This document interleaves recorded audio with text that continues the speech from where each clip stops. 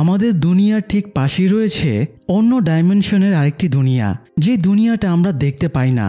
তবে হকিংস ল্যাবে সেই দুনিয়ায় যাবার একটা পোর্টাল ছিল, যেটা ড্যামেজ হওয়ায় সেই দুনিয়ার ভয়ঙ্কর প্রাণীরা আমাদের দুনিয়ায় চলে আসে। সেখানে একটা মাইন্ড ফ্লেয়ার মনস্টার ছিল, যেটা তার অন্ধকার মায়াজাল দিয়ে পুরো দুনিয়া গ্রাস করে নিচ্ছিল। তবে কয়েকজন মানুষের তীব্র চেষ্টায় মনস্টারটাকে প্রতিহত করা হয়। আরেকটি স্পেশাল ক্ষমতা সম্পন্ন মেয়ে নিজের সমস্ত পাওয়ার ইউজ করে পোর্টালটা বন্ধ করে দেয়, ফলে মনস্টারটা সেই দুনিয়ায় আটকা পড়ে যায়। কিন্তু পরবর্তীতে আবারও এমন কিছু ঘটে যার কারণে পোর্টালটা খুলে যায়। ততদিনে সেই মনস্টারটা আরও বেশি পাওয়ারফুল হয়ে গিয়েছিল। তবে কি এবার মনস্টারটা দুনিয়াকে গ্রাস করে নেবে? আর ঠিক কী কারণে পোর্টালটা আবারও খুলে গেল জানতে হলে আসুন শুনে আসি স্ট্রেঞ্জার থিংস সিজন 3 এক্সপ্লেনেশন। 1984 সাল। এই বছরে যুক্তরাষ্ট্রের হকিংস ল্যাবের ঘটনার পরে বেশ কিছু সিক্রেট এজেন্সি আপসাইড ডাউন ডাইমেনশনের ব্যাপারে জেনে গেছে। হকিংস ল্যাবে থাকা আপসাইড ডাউনের জগতে যাওয়া আসার পোর্টালের কথাটা দীর্ঘ বছর সিক্রেট রাখা হয়েছিল।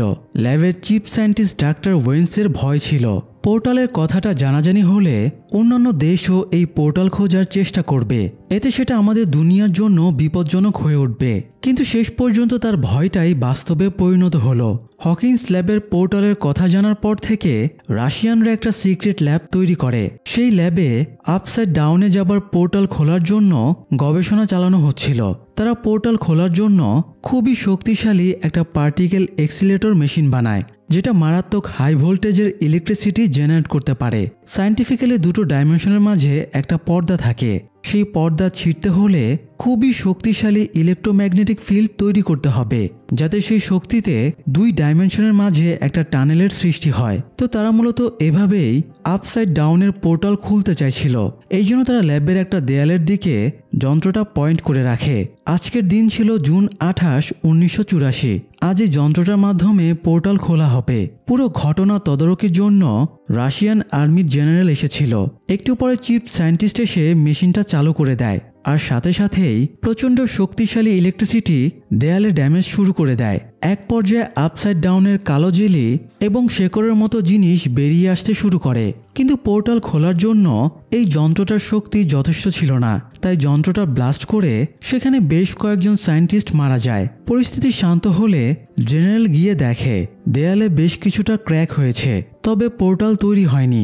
এতে সে খুবই ক্ষেপে যায় আর চিফ সায়েন্টিস্টকে মেরে ফেলে। তারপরে চিফ সায়েন্টিস্টের অ্যাসিস্ট্যান্টকে 1 বছর সময় দিয়ে বলে এই সময়ের মাঝেই তাকে পোর্টাল খুলতে হবে, না হলে তারও একই দশা হবে।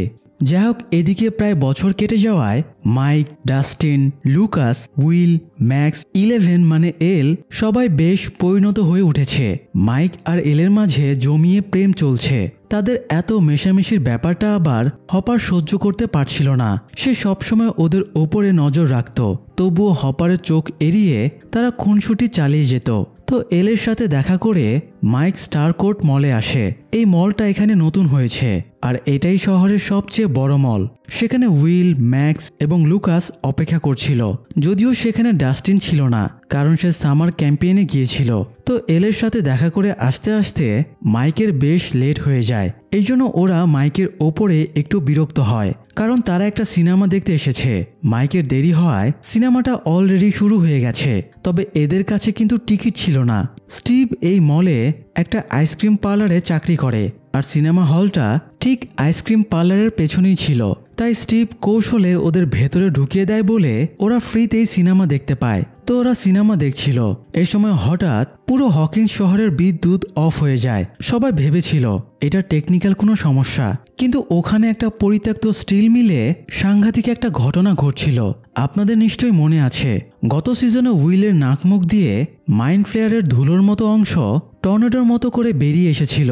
সেই অংশগুলো এই পরিত্যক্ত স্টিল মিলে পড়েছিল। এল পোর্টাল বন্ধ করে দেওয়ায় সেগুলো এতদিন ধরে নোংরা ধুলোর মতোই পড়েছিল।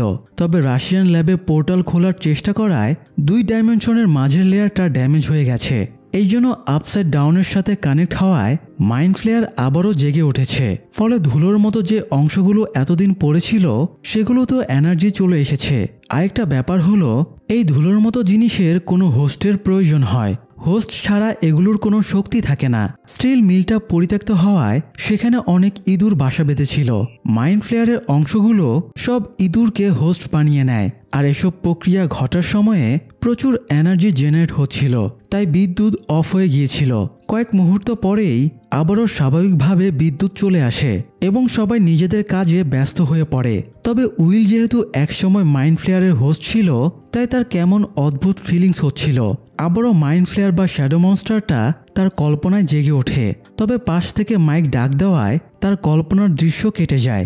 এদিকে প্রায় 1 মাস সামার ক্যাম্পে কাটিয়ে ডাস্টিন শহরে ফিরে আসছিল। শহরে ঢোকার পরে সে সব বন্ধুদের সাথে যোগাযোগের চেষ্টা করছিল, তবে কেউই তাকে রেসপন্স করছিল না। এতে সে একটু আপসেট হয়।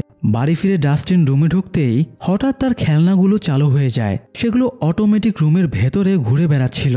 এতে সে বেশ ঘাবড়ে যায় আর ডিফেন্সের জন্য একটা পেপার স্প্রে তুলে নেয়। খেলনাগুলো চলতে চলতে করিডোরে চলে গেলে সেও বাইরে আসে। এই সময় পেছন থেকে তার সব বন্ধুরা হইহুল্লা করে বেরিয়ে আসে। যদিও ডাস্টিন আতঙ্কে লুকাসের চোখে পেপার স্প্রে মেরে দেয়। আসলে সবাই ডাস্টিনকে সারপ্রাইজ দিতেই এত ড্রামা করছিল। আর এই যে খেলনাগুলো একা একা চলছিল, এগুলো আসলে এলের পাওয়ারে চলছিল। তো যাই হোক, লুকাস চোখে অনেক পানি ঢালার পরে অবশেষে স্বাভাবিক হয়। ডাস্টিন তার সামার ক্যাম্পে বেশ কিছু সায়েন্স প্রজেক্ট করেছিল, সেগুলো বন্ধুদের দেখায়। তবে এগুলোর ভেতরে সবচেয়ে স্পেশাল জিনিস ছিল একটা রেডিও কমিউনিকেশন যন্ত্র। ডাস্টিন এটার নাম দিয়েছে সেরিব্রো। এই জিনিস পুরো দুনিয়াতে এক পিসই আছে, কারণ এটা ডাস্টিন নিজেই বানিয়েছে। আর এটার স্পেশালিটি হলো এটা দিয়ে বহু দূর দূরান্ত পর্যন্ত কমিউনিকেশন করা যায়। ডাস্টিন মূলত তার গার্লফ্রেন্ড সুজির সাথে যোগাযোগের জন্যই এটা বানিয়েছে। ডাস্টিনের গার্লফ্রেন্ড হয়েছে শুনে সবাই অবাক হয়ে যায়। ডাস্টিন জানায় সামার ক্যাম্পে গিয়ে তার সুজির সাথে পরিচয় হয়েছে।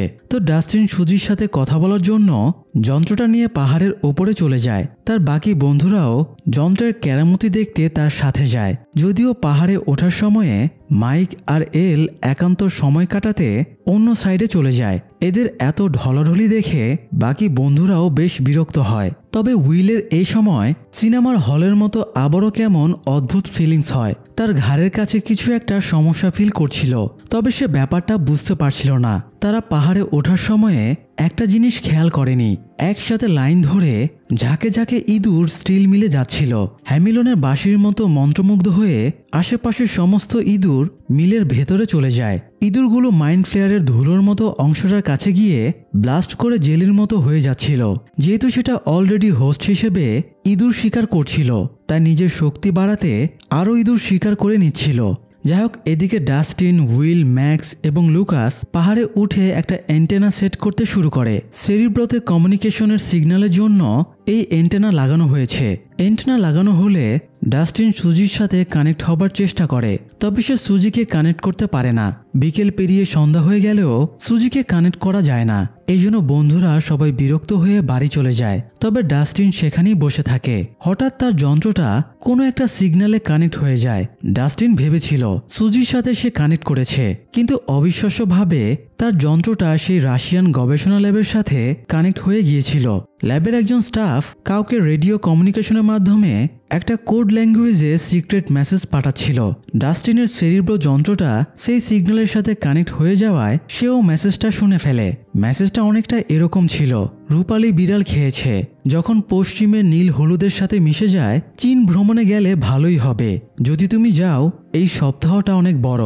ডাস্টিন এই হজবরল মেসেজের মানে বুঝতে পারছিল না, তাই সে মেসেজটা নোট করে রাখে। এদিকে ম্যাক্সের সৎ ভাই বিলি গাড়ি নিয়ে রাস্তা দিয়ে যাচ্ছিল। স্টিল মিলটা পার হবার সময়ে হঠাৎ কোনো কারণ ছাড়াই তার গাড়িটা অ্যাক্সিডেন্ট করে। মাথায় একটু আঘাত পেয়ে সে গাড়ি থেকে নেমে আসে। সে খেয়াল করে গাড়ির সামনের গ্লাস ভেঙে গেছে আর গ্লাসে কেমন আঠালো জেলির মতো জিনিস লেগে আছে। এরই মধ্যে অদৃশ্য কিছু একটা তার পা চেপে ধরে এবং তাকে প্রবল শক্তি দিয়ে টেনে মিলের ভেতরে নিয়ে যায়। বিলি নিজেকে আটকানোর অনেক চেষ্টা করে, তবে এই অপ্রাকৃতিক শক্তির সাথে সে পেরে ওঠে না। বিলিকে ভেতরে নিয়ে যাওয়ার পরে বিলি হালকা ছাড়া পেয়ে বাইরে পালিয়ে আসে। এরপর সে গাড়ি নিয়ে সেখান থেকে যতটা দূরে সম্ভব চলে যাবার চেষ্টা করে। পথে সে একটা টেলিফোন বুথ দেখে গাড়ি থেকে নেমে বুথে ঢুকে ইমার্জেন্সি নম্বরে ফোন করে। ওপাশ থেকে ফোন রিসিভ হয় ঠিকই, কিন্তু বিলি কথা বলার সুযোগ পায় না। সে এ সময় আপসাইড ডাউন ডাইমেনশনে পৌঁছে যায়। বিলি আপসাইড ডাউন জগতের ব্যাপারে কিছুই জানতো না, তাই সে ওখানে গিয়ে কিছুই বুঝতে পারছিল না, শুধু চারিদিক অন্ধকার হয়েছিল। একটু পরে সে অনেকগুলো মানুষের ছায়া এগিয়ে আসতে দেখে। তাদের ভেতরে একজন মানুষ তার সামনে এসে দাঁড়ায়, আর এই মানুষটা হুবহু তার মতোই দেখতে। কে জানে, হয়তো মাইন্ড ফ্লেয়ার মনস্টারটা এখন মানুষের মতো অবয়ব ধারণ করে কনফিউশন তৈরিও শিখে গেছে। তো মাইন্ড ফ্লেয়ার বিলির রূপ ধারণ করে তার জন্য অন্য মানুষদের নিয়ে আসতে বলে। এরপরেই আবার বিলি স্বাভাবিক দুনিয়ায় ফিরে আসে। এদিকে পরের দিন সকালে এল মাইকের সাথে দেখা করার জন্য অস্থির হয়েছিল, তবে সময় পেরিয়ে গেলেও মাইক আসছিল না। তাই এল মাইককে ফোন করে, তবে মাইক তাকে মিথ্যা করে জানায় তার নানি খুবই অসুস্থ, যে কোনো সময় মারা যেতে পারে, এই জন্য সে আসতে পারবে না বলে ফোন রেখে দেয়। আসলে হপার এলের সাথে মাইকের এত বেশি মেলামেশা পছন্দ করত না। এত অল্প বয়সে এদের লুতুপুতু ভাব দেখে হপার বিরক্ত হয়ে গেছে। তাই হপার মাইককে কড়া ভাষায় বলে দিয়েছে, তুমি আমার মেয়ের থেকে দূরে থাকবে। এই জন্যই মূলত মাইক এলকে ইগনোর করছে। অন্যদিকে হপার জয়েসের দোকানে যায় এবং তাকে আজ রাতে ডিনারে ইনভাইট করে। প্রথমে না হু করলেও জয়েস ডিনারে যেতে রাজি হয়। হপার চলে যাবার পরে জয়েস ম্যাগনেটিক বোর্ডে কিছু মেটালের জিনিস রাখতে গিয়ে দেখে চৌম্বকে কাজ করছে না। এটা দেখে সে ধারণা করে নিশ্চয়ই নতুন কোনো ঝামেলা হয়েছে। এদিকে ন্যান্সি এবং জনাথন এখন রিলেশনে আছে। এছাড়া তারা দুজনেই হকিন্স পোস্ট পত্রিকায় ইন্টার্ন হিসেবে চাকরি করছে। তবে জনাথন টুকটাক রিপোর্টারের কাজ পেলেও ন্যান্সিকে এখনও তারা শুধু চা কফি বানানোর মধ্যে সীমাবদ্ধ রেখেছে। তো হকিং পোস্টে এক বৃদ্ধা ফোন করলে সেটা ন্যান্সি রিসিভ করে। বৃদ্ধা জানায় সে ইঁদুরের কিছু অস্বাভাবিক উৎপাত লক্ষ্য করছে। সে অ্যাড্রেসটাও দিয়ে দেয়। ন্যান্সি অফিসে কিছু না জানিয়ে জনাথনকে ব্যাপারটা জানায়। এরপরে অসুস্থতার অজুহাতে ছুটি নিয়ে ন্যান্সি জনাথনকে নিয়ে সেই বৃদ্ধার বাড়িতে যায়। বৃদ্ধা জানায় সে কয়েক বস্তা ফার্টিলাইজার বা সার রেখেছিল, ইঁদুরে সব সার খেয়ে নিয়েছে। বৃদ্ধা তাদেরকে সারের বস্তাগুলো দেখায়। তারা ব্যাপারটা চোখে না দেখলে বিশ্বাস করত না। ইঁদুরের জন্য তো সার অনেকটা বিষের মতো কাজ করে, তাহলে ইঁদুর সার খাবে কেন? ন্যান্সি বৃদ্ধাকে একাধিকবার জিজ্ঞেস করে সে ইঁদুরকে সার খেতে দেখেছিল কিনা। বৃদ্ধা জানায় সে প্রমাণ হিসেবে একটা ইঁদুর খাঁচায় ধরে রেখেছে। তারা খাঁচার কাছে গিয়ে দেখে ইঁদুরটা প্রচণ্ড ছটফট করছে। তারা কোনো ইঁদুরের এতটা অ্যাগ্রেসিভ আচরণ কখনো দেখেনি। জনাথন ইঁদুরের ফটো তোলার চেষ্টা করে, কিন্তু ইঁদুরটা এত বেশি ছটফট করছিল যে তার ফিল্ম শেষ হয়ে গেলেও ইঁদুরটার একটাও ঠিকঠাক ফটো তুলতে পারছিল না। আরও বেশ খানিকক্ষণ ছটফটের পরে ইঁদুরটা অসুস্থ হয়ে যায়। সে বারবার চিটপটাং হয়ে উল্টে যেতে থাকে। এই সময় ন্যান্সি ডাক দিলে জনাথন ওপরে চলে যায়। তখন হঠাৎ ইঁদুরটা ব্লাস্ট করে জেলির মতো হয়ে যায়। তারপরে খাঁচার ভেতর থেকে গড়িয়ে বের হয়ে এসে মনস্টারের বাচ্চার মতো অবয়ব ধরে ছুটে চলে যায়। এদিকে ডাস্টিন আইসক্রিম পার্লারে স্টিভের সাথে দেখা করতে যায়। অন্য বাচ্চাদের তুলনায় ডাস্টিনের সাথে স্টিভের বন্ডিং বেশ ভালো ছিল। ডাস্টিনকে দেখে স্টিভ খুবই খুশি হয় আর দুজনেই তামাশা শুরু করে। সেখানে স্টিভ ছাড়াও রবিন নামে আরও একটা মেয়ে কাজ করত। বাচ্চাদের সাথে স্টিভের এত মেশামেশি দেখে রবিন একটু বিরক্ত হয়, কারণ স্টিভের হাঁটুর বয়সী বাচ্চা এরা। তো ডাস্টিন স্টিভকে কানে কানে বলার চেষ্টা করে সে গতরাতে রাশিয়ানদের কথোপকথন রেকর্ড করেছে। তার ধারণা ওরা নিজেদের ভেতরে গোপন কোনো মেসেজ আদান প্রদান করছিল। আমেরিকান আর রাশিয়ানদের মধ্যে সম্পর্ক খুব খারাপ ছিল, তাই রাশিয়ানদের সিক্রেট মেসেজ জানতে পেরে ডাস্টিন নিজেকে হিরো ভাবছিল। কিন্তু সমস্যা হলো সে মেসেজটা ডিকোড করতে পারছে না। এই জন্যই সে স্টিভের কাছে হেল্প নিতে এসেছে। ডাস্টিন কানে কানে বললেও রাশিয়ান মেসেজের ব্যাপারে এত জোরে বলছিল যে আশেপাশে সবাই শুনতে পেয়েছে। তো রবিনও ব্যাপারটা জানতে পেরে সে মেসেজ ডিকোডে হেল্প করতে চায়, কারণ সে অলরেডি 4টা ভাষা জানে। তবে 4টা ভাষার মধ্যে রাশিয়ান ভাষাটাও আছে, তাই সেও ওদের সাথে মেসেজ ডিকোডে লেগে পড়ে। এদিকে এল ধারণা করছিল মাইক তাকে ইগনোর করছে। সে মানুষের ভেতরের প্যাচকোচ জানতো না, তাই সে ম্যাক্সের কাছে গিয়ে ব্যাপারটা শেয়ার করে। ম্যাক্স শহরে বড় হওয়া স্মার্ট মেয়ে, তাই সে এলকে বলে মাইকের কোনো কাজ নেই, ওর নানিও অসুস্থ না। ও শিওর লুকাসের সাথে বসে স্টোরিবাজের এক্সপ্লেনেশন দেখছে। এল বলে বন্ধুরা তো কখনো মিথ্যা বলে না। ম্যাক্স বোঝায় বন্ধুরা মিথ্যা না বললেও বয়ফ্রেন্ড মিথ্যা বলে। তাই ম্যাক্স সাজেশন দেয় সে যেন মাইককে আর ফোন টোন না দেয়, সে যেন লাইফটা নিজের মতো করে এনজয় করে। সে এমনভাবে চলবে যেন মাইককে তার প্রয়োজন নেই। তবে এল তো নিজের মতো করে কিভাবে লাইফ কাটায় তা জানতো না। তাই ম্যাক্স তাকে শপিং মলে নিয়ে যায়। সেখানে গিয়ে এলকে শপিং করা শেখায়, তাকে নিয়ে পুরো মলে ঘোরাঘুরি করে, অনেক আনন্দ মজামস্তি করে। এতে এল নিজের লাইফটা অন্যরকম ভাবে ফিল করে। ইন্টারেস্টিং ব্যাপার হলো মাইক, লুকাস এবং উইলো ঠিক একই মলে এলের জন্য গিফট কিনতে গিয়েছিল। অবশ্য এই শপিং মলে যাওয়া ছাড়া আর উপায়ও ছিল না। যবে থেকে এই মলটা চালু করা হয়েছে সেই থেকে ছোটখাটো দোকানদারদের ব্যবসা একদম ধ্বংস হয়ে গেছে। এই জন্য তারা মেয়রের বাড়ির সামনে আন্দোলনও করছে। তো যাই হোক, মাইক, লুকাস আর উইল গিফট কিনতে গিয়ে মুশকিলে পড়ে যায়, কারণ এক একটা গিফটের দাম মাইকের বাজেটের চেয়েও কয়েক গুণ বেশি। তাই এক পর্যায়ে তারা হতাশ হয়ে গিফট না কিনেই বেরিয়ে আসে। তারা যখন পার্কিং থেকে সাইকেল বের করছিল একই সময় ম্যাক্স আর এলও বাড়ি যাবার জন্য বের হয়েছিল। তাই ওরা এদের সামনে পড়ে যায়।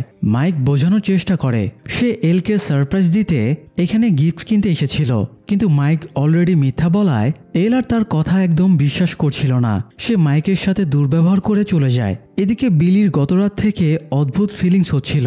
সে নিজের ভেতরে কেমন অস্থিরতা আর অ্যাগ্রেসিভ একটা ব্যাপার ফিল করছিল। সে প্রতিদিন একটা সুইমিং ক্লাবে কাজ করতে যায়। প্রতিদিনের মতো আজও সে ওখানে গিয়েছিল, কিন্তু আজ রোদে বের হতেই তার গা জ্বালাপোড়া করতে শুরু করে। সে রোদের তাপ সহ্যই করতে পারছিল না। এছাড়া সে বারবার আপসাইড ডাউনের ভিশন দেখছিল। ঠিক একই সিনড্রোমগুলো আগের সিজনে উইলের মাঝেও দেখা গিয়েছিল। এর থেকে বোঝা যায় মাইন্ড ফ্লেয়ার বিলিকেও নিজের হোস্ট বানিয়ে নিয়েছে। বিলি রোদের তাপে অসুস্থ হয়ে পড়ে, তাই সে দ্রুত বাথরুমে ঢুকে ঠান্ডা পানির ট্যাপ ছেড়ে দিয়ে কিছুটা স্বস্তি পায়। বিলি একটু আগে চিৎকার করছিল, তাই তার সহকর্মী হেথার তাকে হেল্প করার জন্য আসলে নিজের অজান্তে সে মেয়েটাকে মেরে সেন্সলেস করে দেয়। এদিকে সন্ধ্যা থেকেই হপার রেস্টুরেন্টে গিয়ে জয়েসের জন্য অপেক্ষা করছিল, কিন্তু অনেক অপেক্ষার পরেও জয়েস না আসায় সে অতিরিক্ত ড্রিঙ্ক করে রেস্টুরেন্ট থেকে বেরিয়ে যায়। বের হবার সময় সে একটা লোকের সাথে ধাক্কা খায়। লোকটা কিছু না বললেও বিরক্ত ভরে তার দিকে একবার তাকায়। আসলে জয়েসের খেয়ালই ছিল না আজকে তার হপারের সাথে ডিনার ডেট আছে। চৌম্বকে কাজ করছে না, এই ব্যাপারটাতে সে বেশি কৌতূহলী হয়েছিল। এই জন্য সে অনেকগুলো বইপত্র সংগ্রহ করে হকিন্স স্কুলের সায়েন্স টিচারের কাছে যায়। হপার যখন রেস্টুরেন্টে অপেক্ষা করছিল তখন জয়েস সায়েন্স টিচারের কাছে এই ব্যাপারে আলোচনা করছিল। টিচার একটা সেলোনয়েড যন্ত্রের মাধ্যমে ইলেকট্রোম্যাগনেটিক ফিল্ড তৈরি করে প্র্যাকটিক্যালি বোঝায় কিভাবে চৌম্বকীয় শক্তি কাজ করে। এরপরে সে বোঝায় ঠিক কী কারণে চৌম্বকীয় আকর্ষণ শক্তি কমে যায়, কিন্তু জয়েসের দোকানে চৌম্বকীয় শক্তি কমে যাবার কোনো কারণ ছিল না। তাই টিচার বলে সায়েন্টিফিক্যালি এখানে একটা কারণ থাকতে পারে। সেটা হলো যদি একটা বিশাল মেশিন তৈরি করা হয় যেটাতে বিলিয়ন ভোল্টের কারেন্ট জেনারেট করতে পারবে, সেক্ষেত্রে মেশিনটা চালু করলে প্রচুর ইলেকট্রিক ম্যাগনেটিক ফিল্ড তৈরি হবে। তখন পুরো শহরের ম্যাগনেটিক ফিল্ড নষ্ট হয়ে যাবে।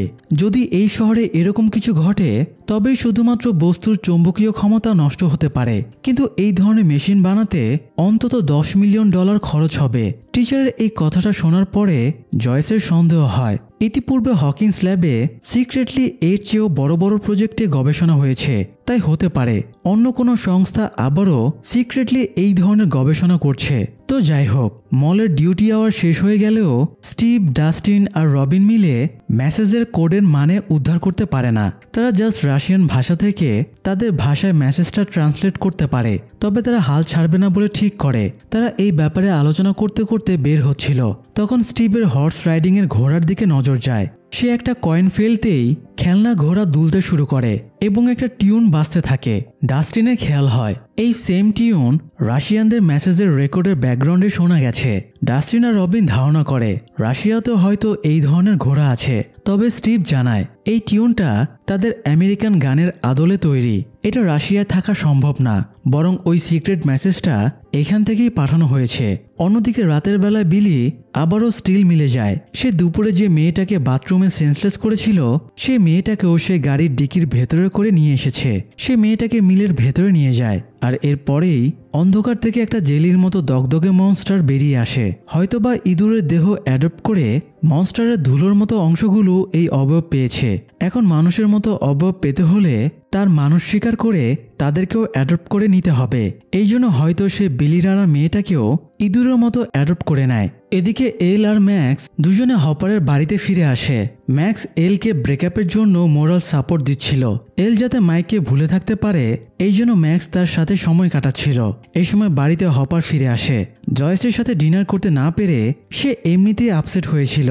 তার উপরে আবার এলের রুম থেকে হাসাহাসির আওয়াজে সে আরও ক্ষেপে যায়। সে ভেবেছিল আবারও মাইক এসে এলের সাথে কিন্তু করছে, তাই সে চিল্লাতে চিল্লাতে এলের ঘরের দরজা খোলে। তবে যখন এলের সাথে ম্যাক্সকে দেখে তখন হপার নিশ্চিন্ত হয়ে যায়, বরং সে আরও বেশি খুশি হয় এবং রিল্যাক্সের টিভি দেখতে শুরু করে।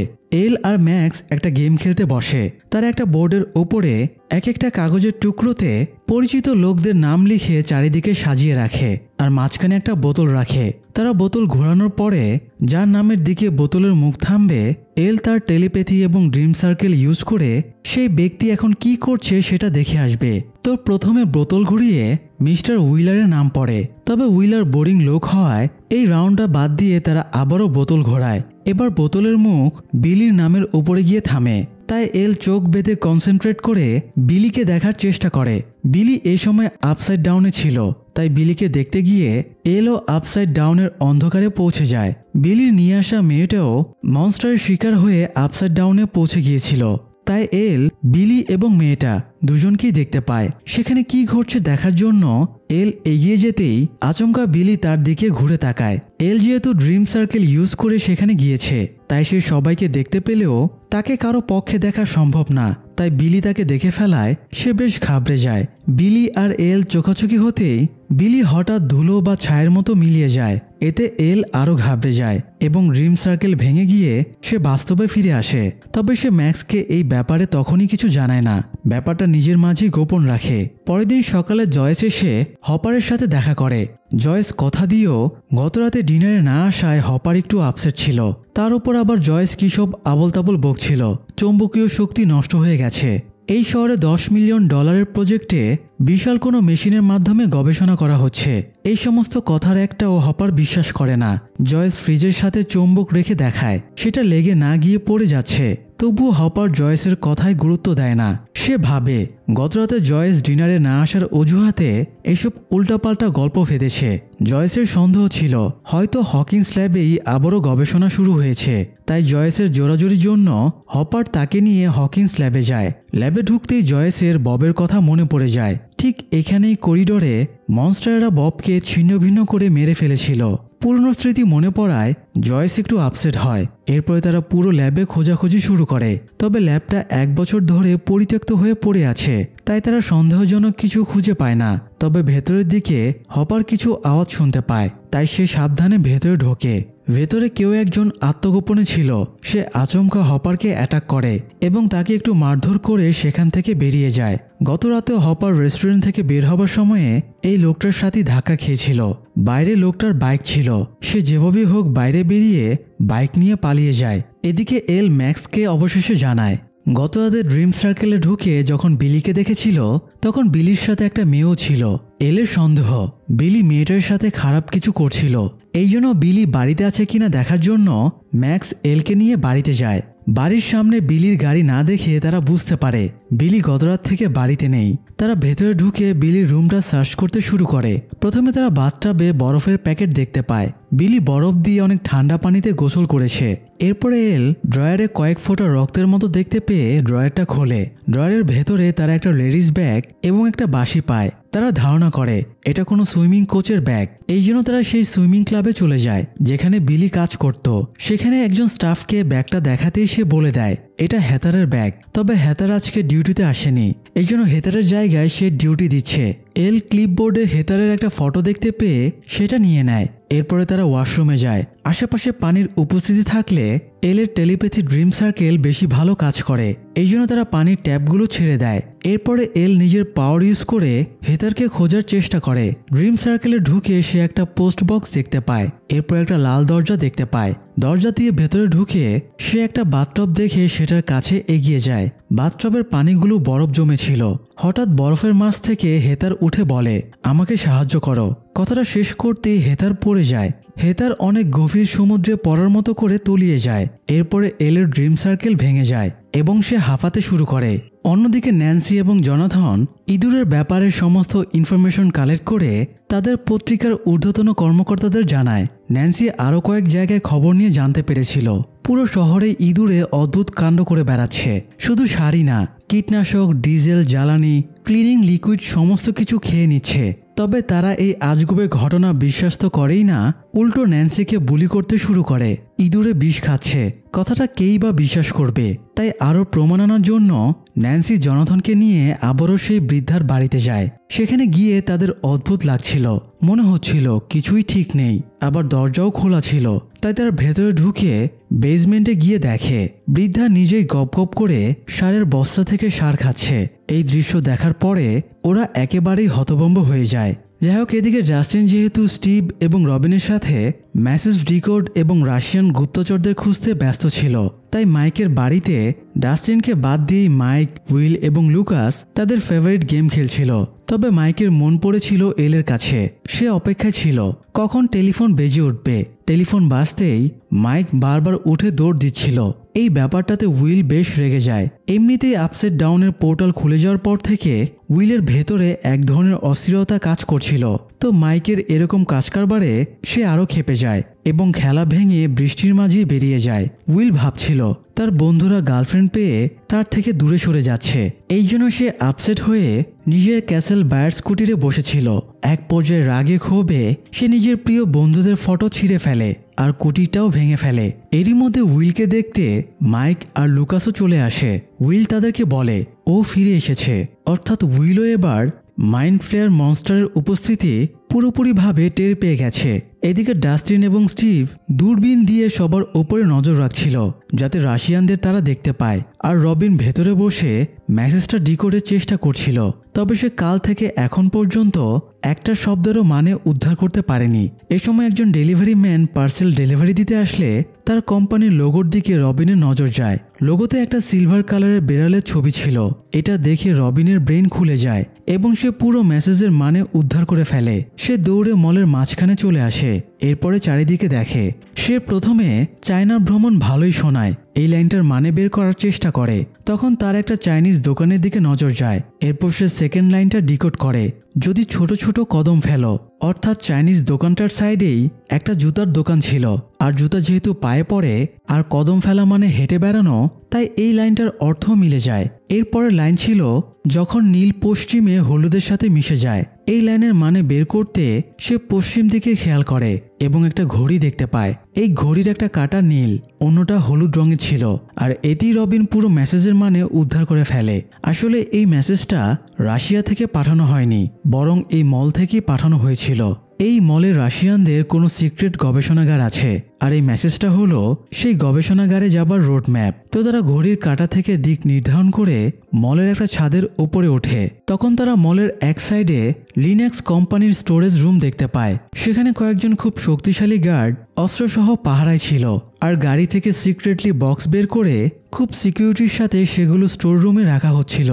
এগুলো দেখে তারা শিওর হয়ে যায় এরাই সেই রাশিয়ান। তবে দূরবীন কারাকারির সময় আওয়াজ হওয়ায় গার্ডেরা টের পেয়ে যায়, তাই ওরা দ্রুত সেখান থেকে সরে আসে। এদিকে এল আর ম্যাক্স এবার হেতারের বাড়িতে চলে যায়। হেতারের বাড়ির সামনে এলের ড্রিম সার্কেলে দেখা পোস্ট বক্সটা ছিল এবং বাড়ির দরজার রং লাল ছিল, তাই তারা ভেতরে ঢুকে যায়। তারা ভেতরে ঢুকে দেখে বিলি হেতারের বাবা মায়ের সাথে বসে ডিনার করছে। বিলিকে এখানে দেখে তারা যতটা অবাক হয়, ম্যাক্সকে দেখেও বিলি ততটাই অবাক হয়ে যায়। তারা বিলিকে কড়াভাবে জিজ্ঞেস করে হেতার কোথায়। এই সময় হেতার কিচেন থেকে খাবার নিয়ে বের হয়। তারা ভেবেছিল হেতারকে হয়তো মেরে ফেলা হয়েছে, কিন্তু তাকে একদম স্বাভাবিক দেখে তারা বিস্মিত হয় এবং কিছু না বলেই বেরিয়ে আসে। তারা বেরিয়ে যাবার পরে বিলি তাদের চলে যাওয়া পথের দিকে তাকিয়ে থাকে।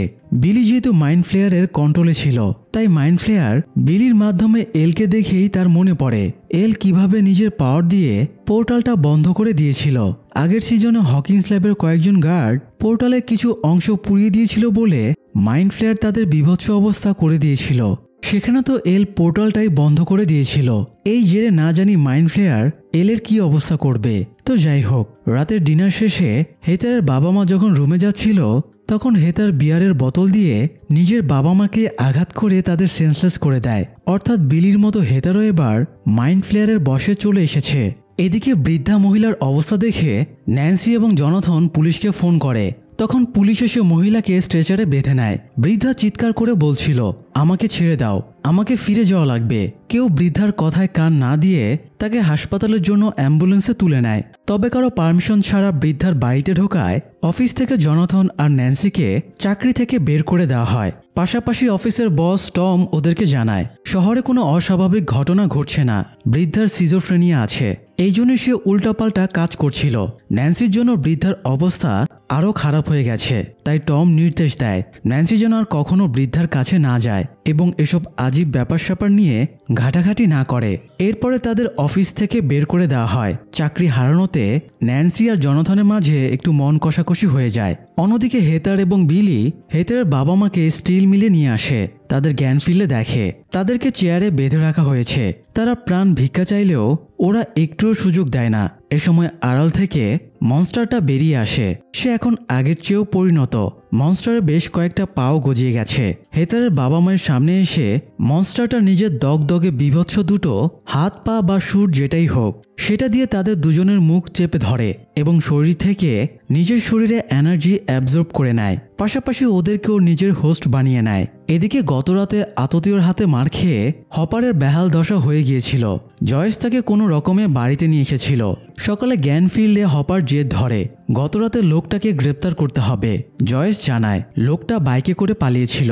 এটা শুনে হপারের খেয়াল হয় সে মেয়র ল্যারির অফিস থেকেও এরকম একজন বাইকারকে বের হতে দেখেছিল। তাই সে ল্যারির অফিসে চলে যায়। ল্যারি প্রথমে কিছু স্বীকার করতে না চাইলে হপার তাকে মেরে নাক মুখ ফাটিয়ে দেয় এবং আঙ্গুল কেটে ফেলার হুমকি দেয়। তখন ল্যারি স্বীকার করে সে ওই লোকটার নাম জানে না, তবে সে স্টারকোট মলের হয়ে কাজ করে। তার মতো আরও কয়েকজনও আছে। এরা বিভিন্ন সময়ে ল্যারিকে টাকা এবং উপহার সামগ্রী দিতে এখানে আসতো। হপার জানতে চায় ওরা ল্যারিকে কেন উপহার দিত। ল্যারি জানায় ওরা এখানে অনেকগুলো জমি কিনছিল, সে ওদেরকে জমি কিনতে হেল্প করছিল। হপার ল্যারিকে জমির পেপারসগুলো দেখাতে বলে, তবে পেপারসগুলো ল্যারির বাড়িতে ছিল। তাই হপার এবং জয়েস ল্যারিকে নিয়ে তার বাড়িতে যায়। ল্যারি এই সাধারণ পেপারসগুলো ভোল্টের সাবধানে রেখে দিয়েছিল। এতে হপার একটু অবাক হয়। ল্যারি জানায় ওরা সাংঘাতিক লোক, যদি একটু ইনফরমেশন লিক হয় তাহলে ওরা তাকেই মেরে ফেলবে। জয়েস পেপারসগুলো চেক করে বলে ওরা সবগুলো জমি কিনেছে হকিন্স ল্যাব এবং বিদ্যুৎ কেন্দ্রের আশেপাশে। গতদিন সায়েন্স টিচার একটা মেশিনের কথা বলেছিল যেটা চালাতে অনেক বেশি ভোল্টের ইলেকট্রিসিটি লাগে। এর থেকে তার সন্দেহ হয় ওই লোকগুলো ইলিগাল কিছু করছে। এই জন্য ল্যারিকে বেঁধে রেখে তারা বেরিয়ে পড়ে। দুজন এখন ওই সব জায়গাতে যাবে যে প্লটগুলো ওরা কিনেছে। তবে একটু পরে ল্যারির স্ত্রী বাড়ি ফিরে আসলে সে ল্যারির বাঁধন খুলে দেয়। তখন ল্যারি কাউকে ফোন করে অ্যালার্ট করে দেয়। অন্যদিকে উইলের কন্ডিশনের ব্যাপারে মাইক আর লুকাস জানার পরে টেনশনে পড়ে যায়। লুকাস বারবার ম্যাক্স এবং এলের সাথে কানেক্ট করার চেষ্টা করে, তবে ম্যাক্স ওদের সাথে কথা বলতে চাইছিল না। তবে ইমার্জেন্সি কন্ডিশন শুনে ম্যাক্স এলকে নিয়ে মাইকের বাড়িতে চলে আসে। উইল সবাইকে জানায় তার মনে হচ্ছে মাইন্ড ফ্লেয়ার আবারও ফিরে এসেছে।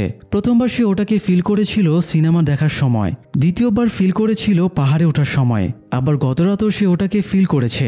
উইলের ধারণা যে সময় উইলের ভেতর থেকে মাইন্ড ফ্লেয়ারের অংশগুলো বেরিয়ে গিয়েছিল ঠিক একই সময় এল পোর্টালটা বন্ধ করে দিয়েছিল।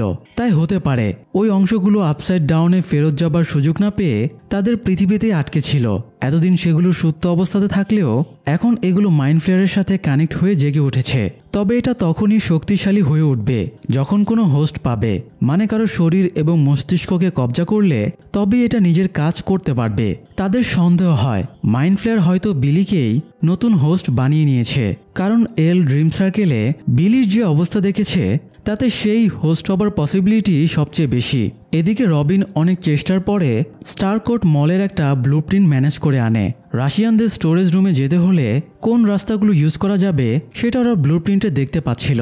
তাদের আইসক্রিম পার্লার থেকে একদম স্টোরেজ রুম পর্যন্ত ভেন্টিলেটর চেম্বার ছিল।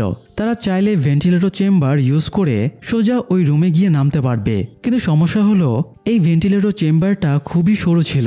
তবু ডাস্টিন সেটার ভেতরে ঢোকার চেষ্টা করে, কিন্তু অর্ধেক শরীর ঢোকানোর পরে তার পাছা আটকে যায়, তাই সে আর ঢুকতে পারে না।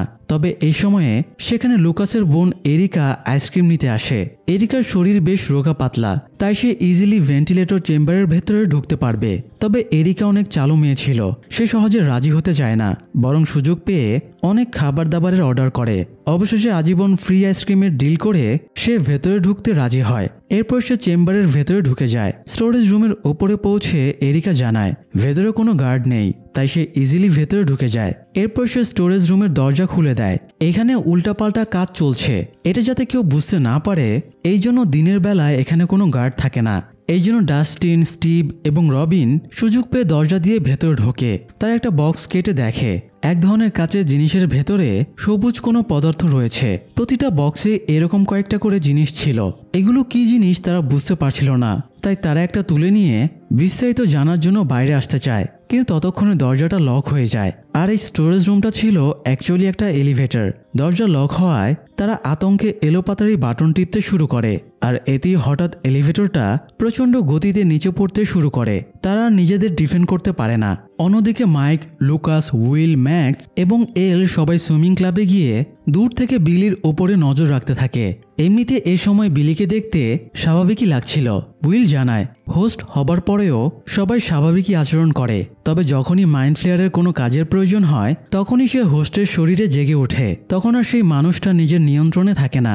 মাইক একটা প্ল্যান বানায়। ক্লাব বন্ধ হওয়ার পরে তারা বিলিকে যে কোনোভাবে স্টিম রুমে নিয়ে আসবে। স্টিম রুমে নর্মালি সবাই স্টিম বাথ নেয়। মাইন্ড ফ্লেয়ার গরম তাপ সহ্য করতে পারে না। এছাড়া এই স্টিম রুমের তাপমাত্রা 220 ডিগ্রি পর্যন্ত বাড়ানো যায়, তাই বিলি হোস্ট কিনা সেটা তাকে এই রুমে আনলেই বোঝা যাবে।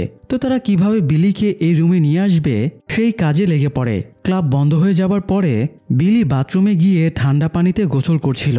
এই সময় মাইকেরা স্টিম রুমে একটা ডামি রেখে সেটার সাথে রেডিও কমিউনিকেশন যন্ত্রটা বেঁধে দেয়। এই যন্ত্র থেকে হাসাহাসির এবং কথার সাউন্ড হচ্ছিল, তাই বিলি ভাবে কেউ তাকে নিয়ে তামাশা করছে। এই জন্য সে রেগে যায় এবং স্টিম রুমে চলে যায়। তখনই পেছন থেকে এল এসে তার পাওয়ার দিয়ে বিলিকে ভেতরে ধাক্কা মারে। বাকিরা দরজায় চেইন বেঁধে দেয় এবং রড ঢুকিয়ে দেয় যাতে বিলি বের হতে না পারে। এরপরে তারা স্টিম রুমের টেম্পারেচার 220 ডিগ্রিতে বাড়িয়ে দেয়। এতে বিলি ছটপট করতে শুরু করে। দরজার মাঝে কাচের একটা অংশ ছিল যেটা দিয়ে ভেতরে বাইরে দেখা যায়। বিলি সেখান দিয়ে সবাইকে থ্রেট দেয়, তবে গরমের উত্তাপে সে নিজেকে সামলাতেই হিমশিম খাচ্ছিল। এক পর্যায়ে সে ম্যাক্সকে পটানোর চেষ্টা করে। ম্যাক্সকে সে অনেক ইমোশনাল কথাবার্তা বলে। বিলির কষ্ট দেখে ম্যাক্সেরও খারাপ লাগছিল। যতই হোক সৎ ভাই হলেও তো সে তার ভাই। তবে ম্যাক্স কথা না শোনায় বিলি একটা ভাঙা টাইলস নিয়ে ম্যাক্সকে মারতে আসে। সে কাচের অংশটা ভেঙে ম্যাক্সকে মারার চেষ্টা করে, তবে ম্যাক্স আগেই সরে এসেছিল বলে বেঁচে যায়। উত্তাপের কারণে বিলির শরীরে মাইন্ড ফ্লেয়ারের অস্তিত্ব দেখা যায়। তার শরীরের সব শিরাগুলো কালো হয়ে ওঠে।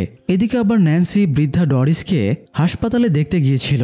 এ সময় কেবিনে কেউ ছিল না বলে ন্যান্সি তার ফাইল চেক করতে শুরু করে। এ সময় ঠিক বিলির মতো একই ঘটনা ডরিসের সাথেও ঘটতে শুরু করে। তার হার্টবিট অস্বাভাবিক পর্যায়ে বেড়ে যায়। তার শরীরে কালো কালো রেখা দেখা যায়। এতে ন্যান্সি বুঝে যায় মাইন্ড ফ্লেয়ার ডরিসকেও হোস্ট বানিয়ে নিয়েছে। অন্যদিকে বিলি প্রচণ্ড শক্তি দিয়ে দরজাটা ভেঙে বাইরে বেরিয়ে আসে। এল তার টেলিকাইনেসিস পাওয়ার ইউজ করে একটা জিম ইকুইপমেন্ট দিয়ে বিলির গলায় চেপে ধরে। তবে মাইন্ড ফ্লেয়ার এখন আগের থেকেও শক্তিশালী, তাই বিলি এলের শক্তিকেও ডিফেন্ড করে ফেলে এবং তেরে এসে এলের গলা টিপে ধরে। এলকে বাঁচাতে মাইক বিলির পেছন থেকে আঘাত করে। তখন বিলি এলকে ছেড়ে মাইকের দিকে এগিয়ে যায়, তবে এল দ্রুত উঠে দাঁড়িয়ে আবারও নিজের পাওয়ার দিয়ে বিলিকে আটকে ধরে। তারপরে শরীরের সমস্ত শক্তি দিয়ে বিলিকে দেয়ালের দিকে আছাড় মারে। দেয়াল ভেঙে বিলি বাইরে চলে যায়। এরপর সেখান থেকে পালিয়ে যায়। নিজের পাওয়ার অতিরিক্ত ইউজ করায় এল অসুস্থ হয়ে পড়ে, আর বিলি আতঙ্কে মিলের ভেতরে পৌঁছে যায়। বিলি আতঙ্কে হেতারকে বলে আজ হয়তো এল তাকে মেরেই ফেলতো। তবে হেতার বলে ও হয়তো একজনকে মারতে পারবে, কিন্তু আমাদের সবাইকে একসাথে মারতে পারবে না। আসলে মাইন্ড ফ্লেয়ার বিলি আর হেতারের মতো আরও অনেক মানুষকেই নিজের হোস্ট বানিয়ে নিয়েছিল। আগেরবার সে এলের শক্তির কাছে টিকতে পারেনি, তাই এবার সে পুরো একটা আর্মি গড়ে তুলেছে। এক বিলির সাথে লড়াই করতে গিয়ে এলের এত কষ্ট হয়েছে। এতগুলো মানুষের সাথে লড়াই করতে গেলে এল পরাজিত হবেই। তো মাইন্ড ফ্লেয়ারের সব হোস্ট লাইন ধরে দাঁড়িয়েছিল, আর স্বয়ং মাইন্ড ফ্লেয়ার ধীরে ধীরে নিজের শরীরকে পরিণত করছিল। যখন তার শরীরের পুরোপুরি গঠন হয়ে যাবে না জানি তখন সে কি তাণ্ডবলীলা শুরু করবে। তো যাই হোক, এদিকে ডাস্টিনেরা এলিভেটর সহ পড়তে পড়তে এক পর্যায়ে সেটা থেমে যায়। এরপরে তারা এলিভেটর সিলিং দিয়ে বেরিয়ে দেখে তারা একদম নিচে চলে এসেছে, আর তারা এতটা নিচে নেমে এসেছে যে এটা অবশ্যই আন্ডারগ্রাউন্ডের কোনো জায়গা। অন্যদিকে ফাইলের প্রপার্টিগুলোর হদিশ ধরে হপার এবং জয়েস একটা বাড়িতে পৌঁছায়। এমনিতে বাড়িটা ফাঁকা ছিল, তবে তারা নিচ থেকে সূক্ষ্ম কোনো আওয়াজ শুনতে পাচ্ছিল। আওয়াজের হদিশ খুঁজতে গিয়ে তারা একটা খাটের নিচে সিক্রেট বেসমেন্ট পেয়ে যায়। বেসমেন্টে নেমে তারা দুজন রাশিয়ান লোককে দেখতে পায়। এদের মধ্যে আবার একজন সায়েন্টিস্ট। হপার ওদের দিকে গান পয়েন্ট করে জিজ্ঞাসাবাদ করছিল। এ সময় একজন বাড়ির ভেতরে চলে আসে। এই লোকটাই গতকাল হপারকে মেরেছিল, তবে সে কোনো সাধারণ লোক ছিল না, সে হাইলি ট্রেইনড রাশিয়ান সোলজার ছিল। সে আসছে টের পেয়ে হপার সায়েন্টিস্ট আর জয়েসকে আড়ালে রেখে অন্য রাশিয়ানটাকে সামনেই বেঁধে ফেলে রাখে। সোলজার নিচে নামতেই হপার পেছন থেকে এসে তার মাথায় গান পয়েন্ট করে, তবে সোলজার একটুও ঘাবড়ায় না। সে হপারকে ডিফেন্ড করে আবারও তাকে মারতে শুরু করে। তখন হপার এক ফাঁকে জয়েস আর সায়েন্টিস্টকে নিয়ে সেখান থেকে পালিয়ে আসে।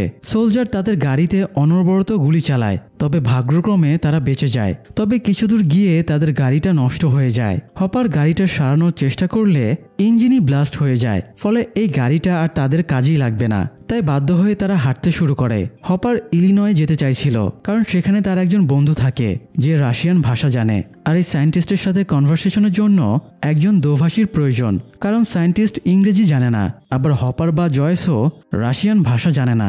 কিন্তু হেঁটে তো তারা ইলিনয়ে পৌঁছাতে পারবে না। তাই হপার ভাবছিল এখন কিভাবে সেখানে পৌঁছাবে।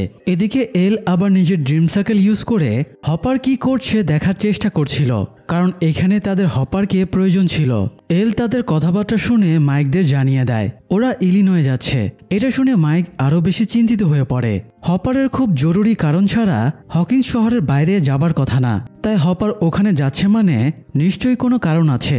এরই মধ্যে বাড়ির দরজায় কেউ কড়া নাড়ে। মাইক দরজা খুলে দেখে ন্যান্সি আর জনাথন এসেছে। ন্যান্সি গতরাতে বৃদ্ধা ডরিসের সাথে ঘটনাটা মাইকদের জানায়, আবার মাইকেরাও গতরাতে বিলির ঘটনাটা জানায়। তারা টাইম মিলিয়ে দেখে এই দুটো ঘটনা একই সময় ঘটেছে। এতে তারা একটা হাইপোথিসিস দাঁড় করায়, সবগুলো হোস্ট যেহেতু মাইন্ড ফ্লেয়ারের সাথে কানেক্টেড, তাই কোনো হোস্টের সাথে খারাপ কিছু ঘটলে মাইন্ড ফ্লেয়ারের ওপরেও সেটার প্রভাব পড়ে। সেই সাথে মাইন্ড ফ্লেয়ারের আরও যতগুলো হোস্ট আছে সেইগুলোর ওপরেও সেম প্রভাব পড়ে। এই জন্যই গতরাতে বিলিকে স্টিম রুমের তাপমাত্রায় রাখাতে বৃদ্ধা ডরিসের ওপরেও সেম প্রভাব পড়েছিল। এই ব্যাপারে বিস্তারিত জানার জন্য তারা হেতারের খোঁজে বের হয়, কারণ বিলি বাদে মাইন্ড ফ্লেয়ারের হোস্ট হিসেবে তারা শুধু হেতারকেই চেনে। কিন্তু হেতারের বাড়িতে গিয়ে তারা কাউকেই দেখতে পায় না, তবে সেখানে রক্ত এবং ভাঙা বিয়ারের বোতল পড়েছিল, যেটা দিয়ে হেতার বাবা মাকে আঘাত করেছিল। তারা বুঝতে পারে মাইন্ড ফ্লেয়ার কোনো একটা জায়গাতে নিজের ঘাঁটি গেড়েছে, আর সেখানেই সে সবাইকে টেনে নিয়ে যাচ্ছে। সেই ঘাঁটিটা খুঁজে বের করার জন্য তারা বৃদ্ধা ডরিসকে টার্গেট করার কথা ভাবে। সব হোস্ট যদি মাইন্ড ফ্লেয়ারের ঘাঁটিতে চলে যায় তাহলে ডরিসও নিশ্চয়ই সেখানে যাবে, এই জন্য তারা ডরিসকে টার্গেট করে। অন্যদিকে ডাস্টিনেরা এখনও এলিভেটরের ভেতরে আটকে ছিল। স্টিভের হিসু পাওয়ায় সে দেয়ালেই হিসু করে দেয়। এর ঠিক একটু পরেই দুজন গার্ড এলিভেটরের দিকে আসে, তাই ওরা লুকিয়ে পড়ে। গার্ডেরা এখান থেকে বক্স নিয়ে বেরিয়ে যায়, যদিও একজন এখানে হিসুর গন্ধ পায় এবং নিজের সন্দেহের কথা অন্যজনকে জানায়, তবে অন্যজন গুরুত্ব না দেওয়ায় সেও আর না ঘাটিয়ে চলে যায়। তো এই এলিভেটরের দরজা ওপর থেকে নিচের দিকে ছিল। তারা চলে যেতেই এলিভেটরের দরজাটা ওপর থেকে নিচের দিকে বন্ধ হতে শুরু করে। তখন তারা সবুজ লিকুইডের জারটা দরজার নিচে ঠেক দিয়ে রেখে দেয়। এতে দরজার নিচে কিছুটা ফাঁকা পেয়ে তারা বেরিয়ে আসে, তবে দরজার প্রেসার সহ্য করতে না পেরে জারটা ভেঙে লিকুইড বেরিয়ে আসে। লিকুইড মেঝের সংস্পর্শে আসতেই সেটা অ্যাসিডের মতো পুড়তে শুরু করে। এতে তারা বুঝে যায় এর ভেতরে কতটা সাংঘাতিক লিকুইড আছে। যাই হোক, এদিকে হপার, জয়েস এবং সায়েন্টিস্ট হাঁটছিল। হঠাৎ সায়েন্টিস্ট দৌড় দেয়, তখন হপারও তাকে তাড়া করে, তবে সায়েন্টিস্ট পালানোর জন্য দৌড়াচ্ছিল না, বরং সে ওদেরকে দেখিয়ে দেয় এদিকে একটা মেইন রোড আছে, রোডের পাশে একটা গ্রোসারি শপ আছে। তারা শপে ঢুকে ড্রিঙ্ক করে তৃষ্ণা মেটায়। পাশেই একটা তেল পাম্প ছিল, সেখানে একটা লোক গাড়িতে তেল ভরতে আসলে হপার তাকে ভুজুং বাজুং বুঝিয়ে গাড়িটা নিয়ে পালিয়ে যায়। এদিকে রাশিয়ান সোলজার জঙ্গলে তাদের খুঁজতে আসে এবং নষ্ট গাড়িটা পেয়ে যায়। এরপর সে পায়ের ছাপ অনুসরণ করে মেইন রোডে চলে আসে। দোকানদারকে ঠেসে ধরে সে জেনে নেয় হপার, জয়েস এবং সায়েন্টিস্ট কোন দিকে এগিয়েছে। তো হপার ওদেরকে নিয়ে ইলিনয়ে তার সেই সাংবাদিক বন্ধু মারে বোমেনের বাড়িতে আসে। মারে একটু অদ্ভুত ধরনের, সে অত্যন্ত সিকিউরিটি মেইনটেইন করে। বাড়ির বাইরে প্রথমেই ভিজিটরদের একটা সিসি ক্যামেরার দিকে তাকানো লাগে, পরিচিত হলে তবেই সে দরজা খোলে। তো দরজা খুলে প্রথমে সে সবার দিকে বন্দুক ধরে ঘাবড়ে দেয়। এরপরে ভেতরে ঢোকার পরে আবারও মেটাল এবং বোম ডিটেক্টর দিয়ে সার্চ করে। তার এসব নাটক দেখে জয়েসের অসহ্য লাগতে শুরু করে। অন্যদিকে ডাস্টিনেরা দীর্ঘ করিডোর পার হয়ে অবশেষে মেইন বেজে চলে আসে। সেখানে অনেক সায়েন্টিস্ট কাজ করছিল। তারা ওপরে একটা রুম দেখতে পায় যেখানে অনেক মেশিনপত্র রাখা আছে। এই জন্য তারা সবার নজর এড়িয়ে সেই রুমটাতে চলে যায়। এটা মূলত একটা কন্ট্রোল বা বলা চলে কমিউনিকেশন রুম। এখান থেকে সিক্রেট মেসেজগুলো পাঠানো হয়। সেখানে একজন গার্ড ছিল। গার্ডের সাথে স্টিভের হাতাহাতি শুরু হয়ে যায়। এক পর্যায়ে সে গার্ডকে মেরে সেন্সলেস করে দেয়। এরপরে তারা গার্ডের অ্যাক্সেস কার্ডটাও নিয়ে নেয়। তারপর তারা আরও কিছুটা এগিয়ে যেতেই সেই ভয়ঙ্কর মেশিনটা দেখতে পায়। পাশের রুমে পার্টিকেল এক্সিলেটর মেশিনটা বসানো আছে। স্টোরেজ রুমে যে সবুজ লিকুইডের জারগুলো ছিল ওগুলো মূলত এই মেশিনের জ্বালানি। পার্টিকেল এক্সিলেটর মেশিন থেকে প্রচণ্ড ইলেকট্রিসিটি জেনারেট হয়ে দেয়ালে পড়ছিল, আর একটু একটু করে 2 ডাইমেনশনের মাঝের পর্দাটা ছিঁড়ে পোর্টাল ওপেন হচ্ছিল। এদিকে মাইকেরা সবাই হাসপাতালে যায় ডরিসের সাথে দেখা করার জন্য। তবে রিসিপশনিস্ট শুধু যে কোনো 2 জনকে কেবিনে যাবার পারমিশন দেয়। তাই জনাথন আর ন্যান্সি কেবিনে যায়, কিন্তু কেবিনে ডরিস ছিল না। আবার সব জিনিসপত্র এলোমেলো হয়ে পড়েছিল। এ সময় ভেতর থেকে টম বেরিয়ে আসে। টম মানে অ্যাকচুয়ালি টম তো না। টমের মাধ্যমে মাইন্ড ফ্লেয়ার বলে, আমি জানতাম তোমরা এখানে আসবে। এই বলে টম ওদের অ্যাটাক করে। তারা পালানোর চেষ্টা করে এবং দেখে টম ছাড়াও এখানে আরও একজন হোস্ট আছে। এরা দুজনে মিলে এখানকার সব স্টাফকেও মেরে ফেলেছে। জনাথন ওদের হাতে মার খেতে থাকে। মাইক এবং বাকিরা যেহেতু নিচতলায় ছিল তাই ওপরে কি হচ্ছে ওরা বুঝতে পারছিল না, না হলে এলি ওদের সামলে নিত। যাই হোক, ন্যান্সি পালিয়ে একটা রুমে ঢুকে পড়লে সেকেন্ড হোস্ট ব্রুস তাকে তাড়া করে। অন্যদিকে টম জনাথনকে বেদম মারতে শুরু করে। ন্যান্সি আড়াল থেকে একটা সিলিন্ডার দিয়ে ব্রুসকে আঘাত করে। ব্রুস আর টম যেহেতু কানেক্টেড ছিল তাই একে মারার প্রভাব টমের উপরেও পড়ে। ব্রুস আহত হয়ে গেলে এই সুযোগে ন্যান্সি তাকে আবারও মাথায় মারে। অন্যদিকে জনাথন টমের গলায় একটা সার্জিক্যাল কাঁচি ঢুকিয়ে দেয়। এতে 2 হোস্টই মারা যায়, কিন্তু মরার পরে ওদের শরীর কাঁপতে শুরু করে এবং শরীর জেলির মতো হয়ে যায়। তারপরে জেলির মতো 2 শরীর মুভ করে একে অপরের কাছে গিয়ে একসাথে জুড়ে যায় এবং মনস্টারের আকৃতি ধারণ করে। সেই সাথে মনস্টারটা আবারও মাইন্ড ফ্লেয়ারের সাথে কানেক্ট হয়ে যায়। ফলে নিচে বাকিদের সাথে থাকা উইল মাইন্ড ফ্লেয়ারকে সেখানে ফিল করতে পারে। ওরা বুঝে যায় ওপর তলায় ন্যান্সি এবং জনাথন বিপদে আছে, তাই ওরাও উপরে চলে যায়। ততক্ষণে মনস্টারটা ন্যান্সিকে তাড়া করে। ন্যান্সি কোনো রকমে পালিয়ে একটা রুমে ঢুকে দরজা আটকে দেয়, কিন্তু সমস্যা হলো মনস্টারটা জেলির মতো হওয়ায় সামান্য ফাঁকা পেলেও সেটার ভেতর দিয়ে যাতায়াত করতে পারে। এই জন্য মনস্টারটা দরজার নিচে ফাঁকা জায়গা দিয়ে ভেতরে ঢুকে পড়ে। এরপর মনস্টারটা ন্যান্সির ওপরে উঠে যায়। তবে একদম ঠিক সময়ে বাকিদের সাথে এল সেখানে চলে আসে। সে নিজের টেলিকাইনেসিস পাওয়ার ইউজ করে মনস্টারটাকে আছাড় মেরে বাইরে ছুঁড়ে ফেলে দেয়। এরপরে তারা বাইরে এসে দেখে এতেও মনস্টারটার কিছুই হয়নি। সে ম্যানহোলের ঢাকনার ফাঁক দিয়ে ড্রেনের ভেতরে নেমে যায়। তারপর সে মলের ভেতরে মাইন্ড ফ্লেয়ার মনস্টারের কাছে গিয়ে তার শরীরের সাথে জুড়ে যায়। অর্থাৎ এভাবেই মাইন্ড ফ্লেয়ার নিজের শরীরটাকে আরও বড় এবং আরও শক্তিশালী করে তুলছিল। শত শত মানুষের শক্তি অ্যাবজর্ব করে সেটা অপ্রতিরোধ্য হয়ে উঠছিল। এদিকে সায়েন্টিস্ট হপারকে খুবই জ্বালাচ্ছিল। ইনফরমেশন দেবার বিনিময়ে সে বিভিন্ন ধরনের খাবার খেতে চায়। রাগ চেপে রেখে হপার তাকে খাবার এনে দেয়। তবে সায়েন্টিস্টের খাবার পছন্দ হয় না। সে চেরির মিল্কশেক চেয়েছিল আর হপার স্ট্রবেরির মিল্কশেক এনেছে। সায়েন্টিস্ট জেদ ধরে চেরির মিল্কশেক না এনে দিলে সে মুখ খুলবে না। একে তো মারে ভাষা ট্রান্সলেট করার সময়ে নানান কাহিনী করছিল, তার উপরে আবার এই সায়েন্টিস্টের ফাজলামি। হপার এবার মেজাজ হারিয়ে সায়েন্টিস্টকে কয়েক ঘা দিয়ে বাইরে বের করে দেয়। সে সায়েন্টিস্টকে হাত করার এবং গাড়ির চাবিও দিয়ে দেয়। জয়েস আর মারে ধরে নিয়েছিল। সায়েন্টিস্ট এবার শিওর পালিয়ে যাবে, তবে হপার শিওরিটি দেয় ও পালাবে না। পালানোর হলে সে জঙ্গলের ভেতরেই পালিয়ে যেত। ও পালায়নি, কারণ ও নিজেও ভয়ে আছে, আর ওর ভয় রাশিয়ানদের নিয়ে। ইনফরমেশন লিক হবার সন্দেহে রাশিয়ানরা ওকে পেলে এমনিও মেরে ফেলবে, তাই ও না পালিয়ে আবারও ফিরে আসবে। কিন্তু এরই মধ্যে গাড়ি স্টার্টের আওয়াজ হলে জয়েস টেনশনে পড়ে যায়। খাঁচার পাখি একবার বের হলে কি আর খাঁচাতে ফিরে আসে? সেখানে ও তো একটা মানুষ। তবে সবাইকে অবাক করে দিয়ে সায়েন্টিস্ট কিছুটা গিয়ে আবারও ফেরত চলে আসে। তারপরে সে জানায় রাশিয়ানরা আপসাইড ডাউন ডাইমেনশনের পোর্টাল খোলার চেষ্টা করছে। এই জন্য মলের নিচে তারা সিক্রেট বেসমেন্ট বানিয়ে সেখানে একটা যন্ত্র বসিয়েছে। সেটার মাধ্যমেই পোর্টালটা খোলা হচ্ছে। হপার জিজ্ঞেস করে ওরা নিজেদের দেশে কেন এইসব চেষ্টা করছে না। সায়েন্টিস্ট জানায় রাশিয়াতে ওরা বেশ কয়েকবার পোর্টালটা খোঁজার চেষ্টা করেছে, তবে সেখানে পোর্টাল খুঁজে পাওয়া যায়নি। আপসাইড ডাউনের পোর্টাল শুধুমাত্র হকিন্স শহরেই আছে। এই জন্যই ওরা এখানে একটা শপিং মল বানিয়েছে, যাতে মলের নিচে সিক্রেট বেসমেন্টে তারা নিজেদের কাজ সম্পূর্ণ করতে পারে। জয়েস আতঙ্কিত হয়ে জানতে চায় পোর্টাল খুলে গেছে কিনা। সায়েন্টিস্ট জানায় এখনো খোলেনি, তবে আস্তে আস্তে সেটা খুলছে।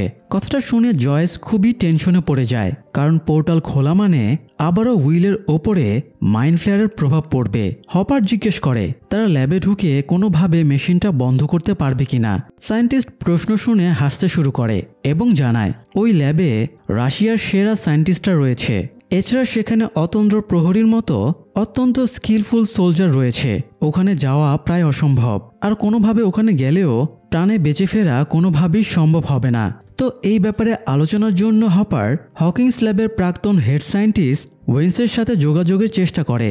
ওয়েন্সের সাথে যোগাযোগের জন্য একটা সিক্রেট কোড আছে, সে কোডটা জানালে অপারেটর জানায় খুব শীঘ্রই তার আপডেট ওয়েন্সের কাছে পাঠিয়ে দেওয়া হবে।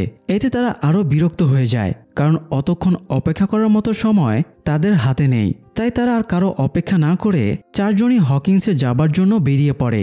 অন্যদিকে স্টিভ, রবিন, ডাস্টিন এবং এরিকা বেশিক্ষণ রাশিয়ান আর্মিদের চোখ এড়িয়ে টিকে থাকতে পারে না। আর্মিরা তাদেরকে দেখা মাত্রই তাড়া করে। ডাস্টিন আর এরিকা বাচ্চা মানুষ হওয়ায় ওরা একটা চেম্বারে লুকানোর সুযোগ পেয়ে যায়। ওদেরকে বাঁচাতে স্টিভ আর রবিন আর্মিদের কাছে ধরা দেয়। তাদেরকে একটা রুমে এনে বেঁধে ফেলা হয়। সেখানে জেনারেলও ছিল।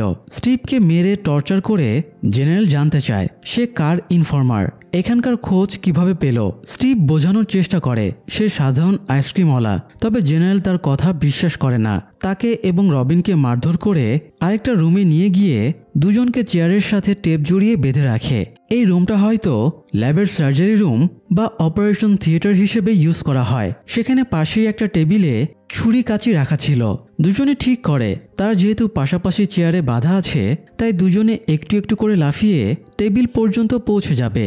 এরপরে কাঁচি দিয়ে টেপ কেটে মুক্ত হয়ে যাবে। কিন্তু কয়েক ধাপ গিয়েই তারা চেয়ার উল্টে পড়ে যায়। এরপরে রবিন হাসতে শুরু করে। তার অতিরিক্ত উত্তেজনায় সে বেশ মজা পাচ্ছিল। এই সময় রবিন তার অতীতের কিছু আবেগের কথা শেয়ার করে। স্কুলে সে আর স্টিভ একই ক্লাসে পড়তো, আর আজকে দুজনে এক চেয়ারে বাঁধা আছে। একটু পরে হয়তো এই ল্যাবেই তারা একসাথে মারা যাবে। দুনিয়া তাদের মৃত্যুর ব্যাপারে জানতেও পারবে না। যাই হোক, এরই মধ্যে জেনারেল আবারও একজন ডাক্তারকে নিয়ে ফিরে আসে। ডাক্তার দুজনকে সত্যি বলার ইঞ্জেকশন পুশ করে। এর একটু পরেই তাদের ওপরে ড্রাগের প্রভাব শুরু হয়ে যায়। জেনারেল আবারও জিজ্ঞেস করে তারা কার হয়ে কাজ করে। ওরা উত্তর দিতে না চাইলে ওরা স্টিভের হাতের আঙ্গুল কেটে দেবার ভয় দেখায়। তখন রবিন স্বীকার করে এই ল্যাব থেকে যে সিক্রেট কোডটা পাঠানো হয়েছিল সেটা তাদের রেডিওতে প্লে হয়ে গিয়েছিল। সেই কোডের মিনিং বের করে তারা এখানে পৌঁছেছে। রবিন তাদের তাচ্ছিল্য করে বলে এদের এত সিকিউর একটা মেসেজ জাস্ট কিন্ডারগার্টেনে পড়া বাচ্চা ডিটেক্ট করে ফেলেছে, আর সে নিজে মাত্র একদিনেই মেসেজটা ডিকোড করে ফেলেছে। জেনারেল জানতে চায় এই ব্যাপারে আর কে জানে। তারা ডাস্টিনের নামটা বলে, সেই সাথে জানায় ডাস্টিন এতক্ষণে বাইরে চলে গেছে। সে হপারকে গিয়ে কথাটা জানাবে, আর হপার জানাবে সেনাবাহিনীকে। তখন পুরো ফোর্স এসে তাদের ল্যাবের সানডে মানডে ক্লোজ করে দেবে। কথাটা শেষ হতে না হতেই ইমার্জেন্সি সাইরেন বেজে ওঠে। তাই ব্যাপারটা দেখতে জেনারেল অন্য রুমে যায়। সেখানে গিয়ে দেখে মেঝেটা লিকুইড দিয়ে জ্বালিয়ে দেওয়া হয়েছে। আসলে এই কাজটা ডাস্টিন আর এরিকা করেছে। জেনারেলের মাইন্ড ডিস্ট্র্যাক্ট করে তারা সার্জিক্যাল রুমে চলে আসে। সেখানে একজন ডাক্তার ছিল। একটা ইলেকট্রিক শক স্টিক দিয়ে ডাস্টিন ডাক্তারকে কাবু করে ফেলে এবং রবিন আর স্টিভকে উদ্ধার করে। এদিকে এল কয়েকজন লোক, বিশেষ করে বিলি, হেথার এবং তার ফ্যামিলি, বৃদ্ধা, টম, ব্রুস সবার ফটো সামনে রেখে চোখ বেঁধে টেলিপ্যাথি পাওয়ারের মাধ্যমে তাদের খোঁজার চেষ্টা করে। তবে সে কারোরই কোনো ট্রেস পাচ্ছিল না। তবুও সে হাল ছাড়ে না। সে এবার টিভির সামনে বসে টিভির ফ্রিকোয়েন্সিরও হেল্প নেয় এবং এবার সে বিলির কাছে পৌঁছে যায়। তবে বিলির সাথে মাইন্ড ফ্লেয়ার কানেক্টেড হয়েছিল, তাই এল যে ড্রিম সার্কেলে বিলিকে দেখছে এটা মাইন্ড ফ্লেয়ার বুঝে যায়। তো মাইন্ড ফ্লেয়ারের মেইন বেসটা কোথায় সেটা জানার জন্য এল ড্রিম সার্কেলের ভেতরেই বিলির হাত ধরে। তখন একটা অনাকাঙ্ক্ষিত ঘটনা ঘটে যায়। উল্টো বিলি আবার এলের হাত শক্ত করে চেপে ধরে। এরপরে এলকে একটা ঝাটকা মারতেই সে নিচের দিকে পড়তে শুরু করে। এরপরে সে টাইম ট্রাভেল করে অতীতে চলে যায় এবং সমুদ্রের ধারে ছোটবেলার বিলিকে দেখতে পায়। বিলি ওই সময় মায়ের সাথে খুব খুশি ছিল। সমুদ্রের কাছে কিছুটা সামনে এল টর্নেডোর মতো দেখতে পেয়ে সেদিকে এগিয়ে যায়। সেখানে সে বিলির লাইফের ট্র্যাজিক মুহূর্তগুলো দেখতে পায়। মায়ের ছেড়ে যাওয়া, বাবার অতিরিক্ত শাসন এবং দুর্ব্যবহার, পরবর্তীতে বাবার আরেকজনকে বিয়ে এবং সৎ বোন ম্যাক্সের সাথে পরিচয় করিয়ে দেওয়া। এই অতীতটা এল এখানে দেখতে পায়। দুর্যোগের মাঝে আরও কিছুটা এগিয়ে এল অবশেষে ওই রাতটা দেখতে পায় যেদিন বিলি স্টিল মিলের সামনে অ্যাক্সিডেন্ট করেছিল এবং মনস্টারটা তাকে হোস্ট বানিয়ে নিয়েছিল। এতে এল বুঝে যায় এটাই মাইন্ড ফ্লেয়ারের অরিজিনাল বেস, সে এখানেই লুকিয়ে আছে। তো এরপরে এল বাস্তবে ফিরে আসার চেষ্টা করে, কিন্তু সে বাস্তবে ফিরতে পারে না, বরং অন্য ডাইমেনশনে পৌঁছে যায়। সেখানে তার সামনে বিলির রূপ ধরে মাইন্ড ফ্লেয়ার চলে আসে। বিলির মুখ দিয়ে মাইন্ড ফ্লেয়ার বলে, তুমি আমাকে এখানে আসার সুযোগ করে দিয়েছ, তাই এখন আমাকে এখানে থাকতে দিতে হবে। মানে এল প্রথমবার এই দুটো ডাইমেনশনের মাঝের পোর্টাল ভেঙে দিয়েছিল, এই জন্যই মাইন্ড ফ্লেয়ার এই দুনিয়ায় নিজের প্রভাব খাটানোর সুযোগ পেয়েছিল। যাই হোক, মাইন্ড ফ্লেয়ার জানায় সে এতদিন ধরে প্রস্তুতি নিচ্ছিল, তবে সে এখন প্রস্তুত। সে আরও আগেই এই দুনিয়ায় রাজত্ব কায়েম করতে পারত, কিন্তু এলের জন্য সে পারেনি, কারণ আগের বার মাইন্ড ফ্লেয়ার বিকশিত হবার আগেই এল পোর্টালটা বন্ধ করে দিয়েছিল। তাই এবার সে কমপ্লিট হবার পরে প্রথমে এলকে মারবে, তারপরে তার বাকি বন্ধুদের মেরে ফেলবে। কথাগুলো শোনার পরে এল প্রচণ্ড ঘাবড়ে যায় এবং চিৎকার দিয়ে ড্রিম সার্কেল ভেঙে বাস্তবে ফিরে আসে। বন্ধুরা তাকে দ্রুত সামলে নেয়। এদিকে এতদিন ধরে মাইন্ড ফ্লেয়ার যতগুলো হোস্ট বানিয়েছিল তারা সবাই লাইন ধরে মাইন্ড ফ্লেয়ারের কাছে চলে আসে। এরপরে সবাই জেলির মতো পদার্থে পরিণত হয়ে মাইন্ড ফ্লেয়ারের দেহের সাথে মিশে যায়। এভাবে ক্রমশই সেটা অসম্ভব শক্তিশালী এবং পরিপূর্ণ হয়ে ওঠে। আজকে হকিন্স শহরে একটা ফেস্টিভ্যাল চলছিল। ল্যারি আসন্ন মেয়র নির্বাচনের প্রচারণার স্বার্থে একটা মেলার আয়োজন করেছে। সবাই সেখানে অনেক আনন্দ করছিল। মাইকের বাবা মা এবং ছোট বোন নাগরদোলায় চড়েছিল। তারা নাগরদোলাটা উঁচুতে উঠিয়ে থামিয়ে দেয় যাতে ওপর থেকে আতশবাজি ফোটার দৃশ্যটা দেখতে পায়। তারা আতশবাজি দেখার সময় হঠাৎ বাচ্চা মেয়েটা খেয়াল করে দূরের জঙ্গলে গাছপালা ঝড়ের মতো নড়াচড়া করছে। বাচ্চাটা বাবা মাকে ব্যাপারটা জানালে ওরা বাচ্চা মানুষের কথা ভেবে গুরুত্ব দেয় না। ওরা আর কি করে জানবে জঙ্গলে তাণ্ডব ঘটিয়ে মাইন্ড ফ্লেয়ার সব ধ্বংস করতে এগিয়ে আসছে। যাই হোক, এদিকে এল এবং বাকিরা মাইন্ড ফ্লেয়ারকে নিয়ে আলোচনা করছিল। এ সময় উইল সিগন্যাল পায় মাইন্ড ফ্লেয়ার এখানেই আছে। এছাড়া তারা বাইরে একটা আওয়াজ পাচ্ছিল, তাই ব্যাপারটা দেখতে তারা বাইরে বেরিয়ে আসে। আর তখনই মাকড়সার মতো অবয়বের দানবাকৃতির মাইন্ড ফ্লেয়ার মনস্টারকে দেখতে পায়। সেটা তাদের দিকে তেড়ে আসছিল, তাই ন্যান্সি দ্রুত একটা রাইফেল তুলে নেয়। বাকিরাও যে যা অস্ত্র পায় তাই নিয়ে রেডি হয়ে যায়। এরপরে তারা রুমের ভেতরে ঢুকে পড়ে। মনস্টারটা প্রথমে একটু শান্ত হয়ে যায়, তারপরে আচমকা দেয়াল ভেঙে একটা পা ঢুকিয়ে অ্যাটাক করে। জনাথন কুড়াল দিয়ে কয়েকবার কোপ মারে, তবে ওটার কিছুই হয় না। পা দিয়ে সে জনাথনকে ধাক্কা মেরে ফেলে দেয়। তখন ন্যান্সি পায়ের ওপরে গুলি চালাতে শুরু করলে পাটা ন্যান্সির দিকে এগিয়ে যায়, তবে এল পাওয়ার ইউজ করে পাটা ভেঙে দেয়। কিন্তু মনস্টারের তো অনেকগুলো পা ছিল, তাই সে আরও দুটো পা দিয়ে এলকে অ্যাটাক করে। এল নিজের দুই হাতের পাওয়ার দিয়ে পা দুটোকে প্রতিহত করার চেষ্টা করে। তখন মনস্টারটা জিহ্বা দিয়ে এলের একটা পা চেপে ধরে এবং টেনে নেয়, তবে এলের বন্ধুরা তাকে চেপে ধরে যাতে মনস্টারটা তাকে নিয়ে যেতে না পারে। ন্যান্সি বন্দুকে কার্তুজ ভরে আবারও মনস্টারটাকে গুলি চালাতে শুরু করে, আর লুকাস কুড়ালটা তুলে নিয়ে বেশ কয়েকটা কোপ মেরে জিহ্বাটা কেটে দেয়।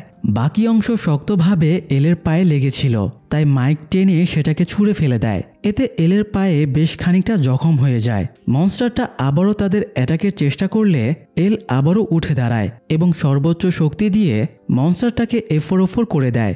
যদিও এতেও মনস্টারের কিছুই হয় না, তাই ওরা দ্রুত সেখান থেকে গাড়িতে উঠে পালিয়ে যায়। অন্যদিকে ডাস্টিন এবং এরিকা মিলে স্টিভ এবং রবিনকে উদ্ধার করে এলিভেটরের ভেতরে নিয়ে আসে।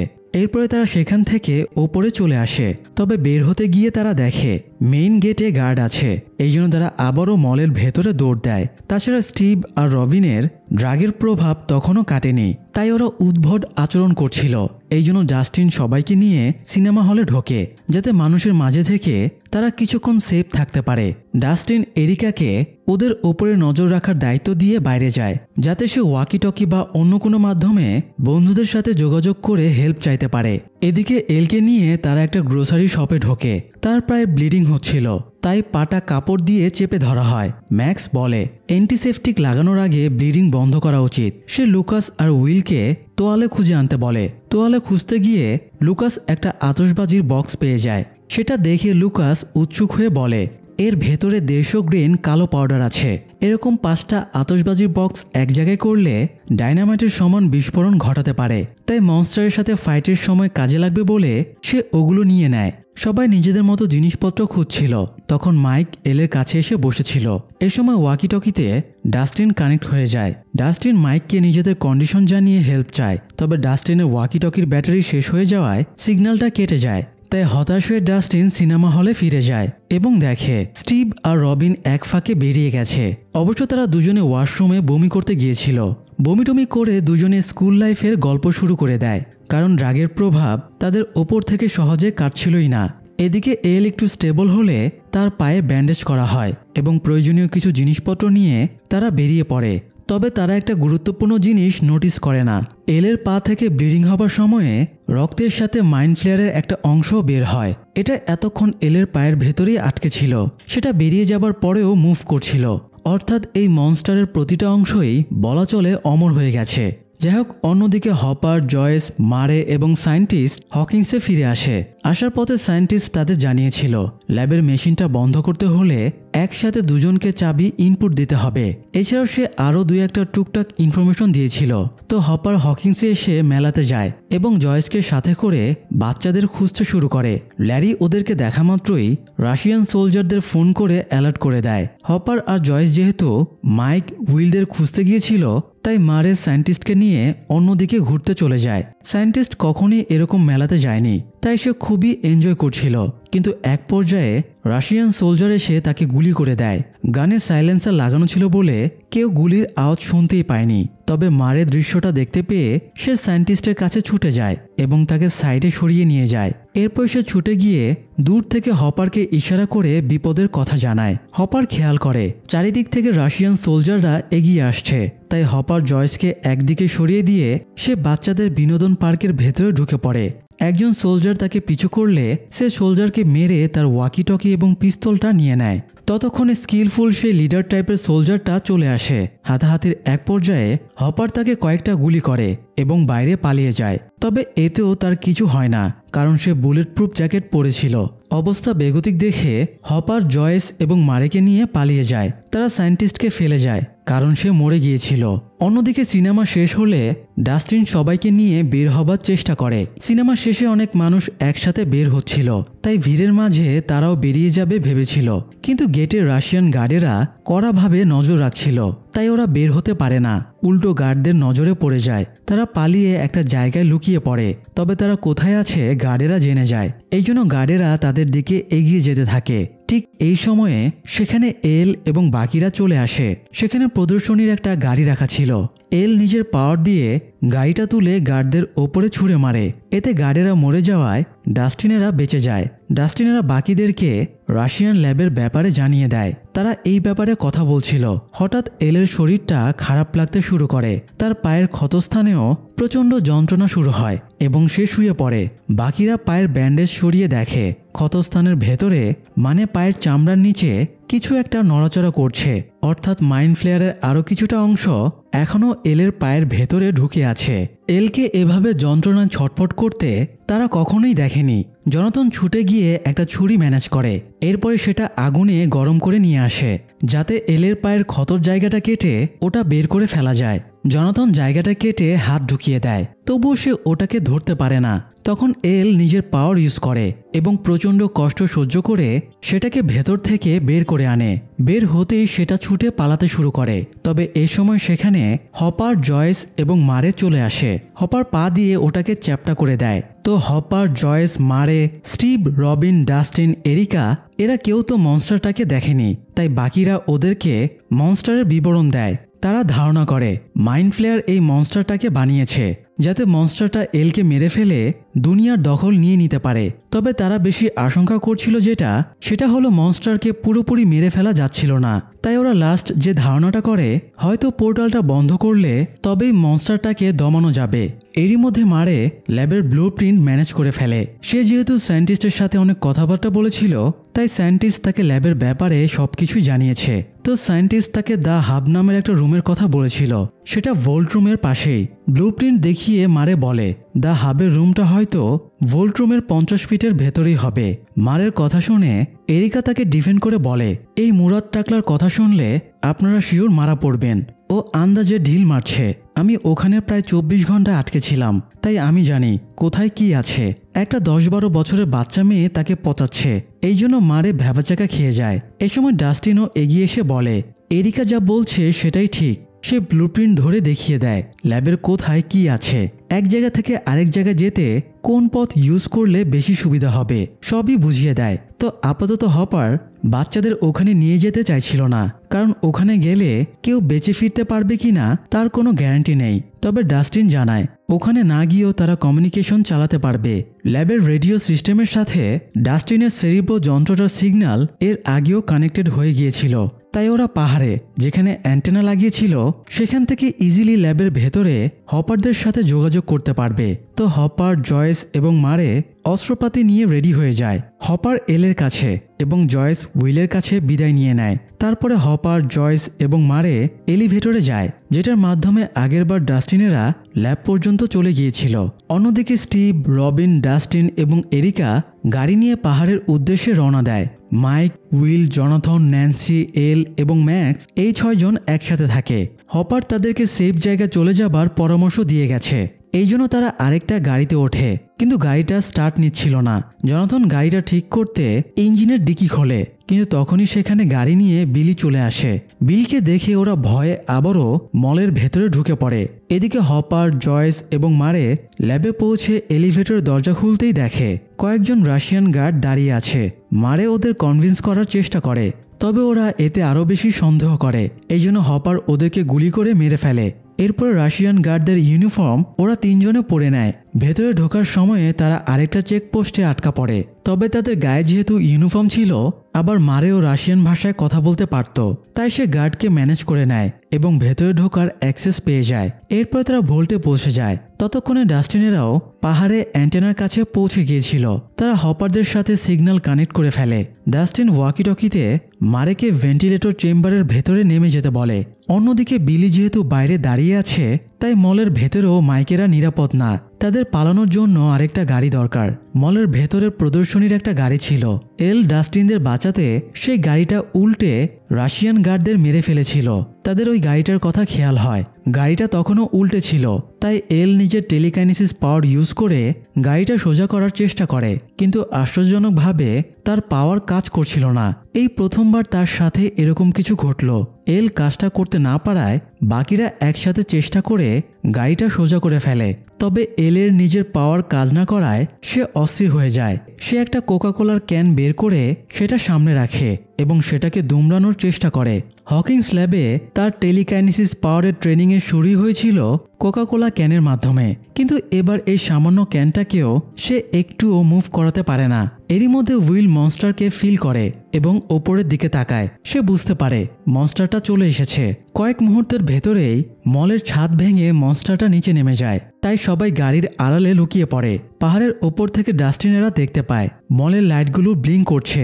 এতে ওরা বুঝে যায় মলের ভেতরে কোনো বিপদ হয়েছে, তাই ডাস্টিন ওদের ওয়াকিটকিতে কানেক্ট করে জিজ্ঞেস করে কি সমস্যা হয়েছে। তবে ওয়াকিটকিটা মনস্টারের সামনে পড়েছিল। মনস্টারটা একটা পা দিয়ে ওয়াকিটকিটা তুলে আছাড় মারে। এতে ওরা বুঝে যায় মলে মনস্টার অ্যাটাক করেছে, তাই ওদেরকে হেল্প করতে স্টিভ এবং রবিন গাড়ি নিয়ে মলের উদ্দেশ্যে বেরিয়ে পড়ে। মনস্টারটা পুরো মলে সবাইকে খুঁজে বেড়াচ্ছিল। সেটা অন্যদিকে খুঁজতে গেলে মাইক, এল এবং ম্যাক্স আরেক সাইডে দৌড় দেয়, কিন্তু পালানোর আওয়াজে মনস্টারটা ওদেরকে দেখে ফেলে। ওরা লুকিয়ে পড়েছিল, তবুও মনস্টারটা ওদেরকে প্রায় ধরেই ফেলেছিল, তাই ওদেরকে বাঁচাতে লুকাস গুলটি বের করে বেলুন ফাটিয়ে দেয়। এতে মনস্টারের মনোযোগ লুকাসদের দিকে ঘুরে যায় আর মাইকেরা বেঁচে যায়। কিন্তু মনস্টার লুকাসদের দিকে তেড়ে আসায় তারা এবার বাইরে পালিয়ে আসে এবং গাড়িটা স্টার্ট করার চেষ্টা করে, কিন্তু বাইরে বিলি গাড়ি নিয়ে অপেক্ষা করছিল। সে গাড়ি ছুটিয়ে তাদের দিকে তেড়ে আসে। বিলি যেহেতু নিজের কন্ট্রোলে নেই, তাই ওর তো মরার ভয় ছিল না। সে গাড়ি নিয়ে সবাইকে উড়িয়ে দেবার চেষ্টায় ছিল, তবে ঠিক মুহূর্তে স্টিভ আর রবিন এসে বিলির গাড়িটাকে ধাক্কা মারে। ততক্ষণে মনস্টারটাও মলের ছাদ দিয়ে বাইরে বেরিয়ে এসেছিল, তাই সবাই গাড়িতে উঠে সেখান থেকে পালিয়ে যায়। তবুও মনস্টারটাও ওদের গাড়ির পেছনে ধাওয়া করে, আর মাইক, এল এবং ম্যাক্স মলের ভেতরেই থেকে যায়। ওদেরকে তারা উদ্ধারের সুযোগ পায় না। অন্যদিকে মারে ভোল্টরুম থেকে ভেন্টিলেটর চেম্বার দিয়ে সার্কিট রুমে পৌঁছে যায়। এরপর সে সার্কিটগুলো নামিয়ে দিলে ল্যাবের সব কাজ ব্যাহত হয়। এতে গার্ডদের মাইন্ড ডিস্ট্র্যাক্ট হয়ে যায়। এই সুযোগে হপার এবং জয়েস ভোল্টের কাছে চলে যায়। এই ভোল্টে মেশিন বন্ধ করার চাবি আছে। মারে তাদেরকে বলেছিল ভোল্টের কোড 6626080004, কিন্তু বারবার কোড প্রেস করার পরেও সেটা ইরর দেখায়। হপার মারেকে বিষয়টা জানালে মারে বলে তার বলার কোডে ভুলও হতে পারে, কারণ সায়েন্টিস্ট তাকে বলেছিল ভোল্টের কোড প্ল্যাঙ্কের ধ্রুবকের মান অনুযায়ী দেওয়া হয়েছে, তার অ্যাকচুয়ালি প্ল্যাঙ্কের ধ্রুবকের মান কত সেটা মনে নেই। মানে এরকম সিচুয়েশনে মারের কথা শুনে সবাই খেপে যায়। যেহেতু ডাস্টিন ওদের কমিউনিকেশন যন্ত্রের সাথে কানেক্টেড ছিল, তাই সে প্ল্যাঙ্কের ধ্রুবকের ব্যাপারেও শুনতে পায়। তখন তার খেয়াল হয় তার সামার ক্যাম্পে পাওয়া গার্লফ্রেন্ড সুজি ম্যাথে খুব ভালো, সে অবশ্যই প্ল্যাঙ্কের ধ্রুবক জানে। এই জন্য সে তার সেরিব্রো যন্ত্রের সিগন্যাল সুজির সাথে কানেক্ট করার চেষ্টা করে। কয়েক মুহূর্তের ভেতরেই সুজি তার রেডিও কমিউনিকেশন যন্ত্রে সিগন্যাল পায় এবং ডাস্টিনের সাথে কানেক্ট হয়ে যায়। সুজি রিপ্লাই করতেই ডাস্টিন তাকে প্ল্যাঙ্কের ধ্রুবকের মান জিজ্ঞেস করে। সুজি বলে, তুমি প্রায় 1 সপ্তাহ পরে আমার সাথে কথা বলছো, অথচ কেমন আছি কি খবর জিজ্ঞেস না করেই ম্যাথ ইকুয়েশন জানতে যাচ্ছ। ঠিক আছে, আমি মানটা বলবো, কিন্তু তার আগে আমাকে একটা গান শোনাতে হবে। ডাস্টিন বলে, এখানে ইমার্জেন্সি সিচুয়েশন, সে পৃথিবীকে বাঁচানোর চেষ্টা করছে, আর পৃথিবীকে বাঁচাতে প্ল্যাঙ্কের ধ্রুবকের মান জানা জরুরি। ডাস্টিন ফোন দেবার সময়ে সুজি ঘুমানোর চেষ্টা করছিল, কিন্তু তার ঘুম আসছিল না। সেটার জেদ ধরে সুজি বলে, আমাকে একটা গান শোনাও না, আমার ঘুম আসছে না। আর কোনো অপশন না থাকায় ডাস্টিন সুজিকে গান শোনাতে রাজি হয় এবং গান শুরু করে। তোরে পাগলের মতো করে সাজিয়ে ছাগলের মতো করে নাচাবো। এদিকে সবার জীবন মরণের ইমার্জেন্সি সিচুয়েশনে নাজেহাল অবস্থা, অন্যদিকে এরা দুজনে গানে মেতে আছে। কিন্তু কী বা করার আছে, সবাই বিরক্তি এবং ধৈর্য নিয়ে গান শেষ হবার অপেক্ষা করতে থাকে। যাই হোক, গান শেষ হলে সুজি জানায় প্ল্যাঙ্কের ধ্রুবকের মান 6.626070004। মানটা শোনা মাত্রই হপার ভোল্টের লকারে কোড চেপে চাবির ব্রিফকেসটা বের করে নেয়। এদিকে মাইক, এল এবং ম্যাক্স বাইরে বের হতে গেলে দেখে আহত বিলি আবারও উঠে দাঁড়িয়েছে। এল সুস্থ থাকলে বিলিকে ধরাশয়ী করে পালিয়ে যেত, কিন্তু একে তো তার পাওয়ার কাজ করছে না, আবার পায়েও মারাত্মক চোট, তাই তারা আবারও মলের ভেতরে পালিয়ে যায়। তবুও বিলি ওদেরকে ধাওয়া করে। সে ম্যাক্স এবং মাইককে মেরে সেন্সলেস করে দেয়। এরপরে এলকে তুলে মলের গ্রাউন্ড ফ্লোরে নিয়ে আসে এবং মেঝেতে শুইয়ে দেয়। তখন মনস্টারটাও এলকে অ্যাবজর্ব করে নেবার জন্য মলে চলে আসে। সেই সাথে মাইকদের বিপদের কথা শুনে স্টিভ জনাথনেরাও মলে ফিরে আসে। কাজে লাগবে ভেবে লুকাস শপ থেকে কয়েক বক্স আতশবাজি নিয়ে এসেছিল। মনস্টারটা এলের কাছে যাচ্ছিল, তখন তারা একের পর এক আতশবাজি মনস্টারের ওপরে ছুটতে শুরু করে। এতে মনস্টারটা কিছু সময়ের জন্য ডিস্ট্র্যাক্ট হয়ে যায়। এসবের মাঝে যদি আবার এলের কিছু ঘটে যায়, তাহলে মাইন্ড ফ্লেয়ারের ইচ্ছা অপূর্ণ থেকে যাবে। এই জন্য এলকে ব্যাকআপ দিতে বিলি তার ওপরে এসে ঢাল হয়ে থাকে। ততক্ষণে এলের জ্ঞান ফিরে এসেছিল। তার কাছে যেহেতু পাওয়ার ছিল না, তাই সে অন্যভাবে বিলিকে ম্যানেজ করার চেষ্টা করে। এল যেহেতু ড্রিম সার্কেলের মাধ্যমে বিলির অতীত জীবনের মুহূর্তগুলো দেখে এসেছে, তাই সে বিলিকে ছোটবেলার সবচেয়ে সুন্দর স্মৃতিগুলো মনে করিয়ে দেয়। এতে বিলির মস্তিষ্ক থেকে মাইন্ড ফ্লেয়ারের প্রভাব কমে যেতে শুরু করে। বিলি সম্পূর্ণ ভিন্ন মানুষ হয়ে ওঠে। তাই সে উঠে দাঁড়িয়ে এবার মনস্টারের বিপক্ষে এলের ঢাল হয়ে দাঁড়ায়। মনস্টারটা এলকে অ্যাটাক করতে গেলে বিলি সেটাকে আটকে দেয়। বিলি বিরুদ্ধে যাওয়ায় মনস্টারটা তার সমস্ত পা দিয়ে বিলিকে চেপে ধরে। এরপর নিজের জিহ্বা দিয়ে বিলির বুকে প্রচণ্ড জোরে আঘাত করে। এতে বিলির মৃত্যুর দ্বারপ্রান্তে পৌঁছে যায়। এদিকে হপার এবং জয়েস চাবি নিয়ে হাবরুমে পৌঁছে যায়। এখান থেকেই পার্টিকেল এক্সিলেটর মেশিনটাকে কন্ট্রোল করা হয়। তারা দুটো পয়েন্টে চাবি দুটো ঢুকিয়ে দেয়। এই দুটো চাবি একসাথে ঘোরালে তবেই মেশিনটা বন্ধ হবে। কিন্তু তারা চাবি ঘোরানোর আগেই রাশিয়ান সোলজার চলে আসে। সে জয়েসকে ধাক্কা দিয়ে ফেলে দেবার পরে হপারের সাথে ফাইট শুরু করে। ফাইট করতে করতে দুজনে মেশিনের রুমে চলে যায়। দুজনের হাড্ডাহাড্ডি লড়াইয়ের পরে হপার রাশিয়ান সোলজারকে ধরাশয়ী করে ফেলে। অন্যদিকে মনস্টারটা বিলিকে মারার পরে এলের কাছে এগিয়ে যাচ্ছিল। তাদের হাতে ডিফেন্ড করার মতো আর কোনো অস্ত্র ছিল না। এখন লাস্ট অপশন হলো পোর্টালটা বন্ধ করে মাইন্ড ফ্লেয়ারের এনার্জি সাপ্লাই ডিঅ্যাক্টিভেট করে দেওয়া। তাই ডাস্টিন জয়েসকে দ্রুত মেশিনটা বন্ধ করতে বলে। যেহেতু দুটো চাবি একসাথে ঘোরানো লাগবে, আর জয়েস হাবরুমে একাই ছিল, তাই জয়েস একটা চাবির সাথে বেল্ট বাঁধে, অন্য চাবিটা হাত দিয়ে ধরে। সে হপারের বেরিয়ে আসার অপেক্ষা করছিল, কিন্তু সেই সময় তাদের হাতে ছিল না। আর এক মুহূর্ত দেরি করলেই মনস্টারটা এলকে শেষ করে দেবে। আবার রাশিয়ান আর্মিরাও হাবে পৌঁছে যাবে। হপার হাসি মুখে জয়েসকে বিদায় জানায়। আর কোনো উপায় না থাকায় জয়েস দুটো চাবি একসাথে ঘুরিয়ে দেয়। এতে পার্টিকেল এক্সিলেটর মেশিনটা ব্লাস্ট করে, ফলে মেশিন রুমে যারা ছিল সবাই মারা যায়। সেখানে যেহেতু হপারও ছিল, তাই জয়েস ধারণা করে সেও মারা গেছে। তো মেশিন বন্ধ হওয়ায় পোর্টালটা আবারও জোড়া লেগে যায়। সেই সাথে মলে মনস্টারটাও কাতরাতে কাতরাতে নিথর হয়ে যায়, ফলে এল প্রাণে বেঁচে যায়।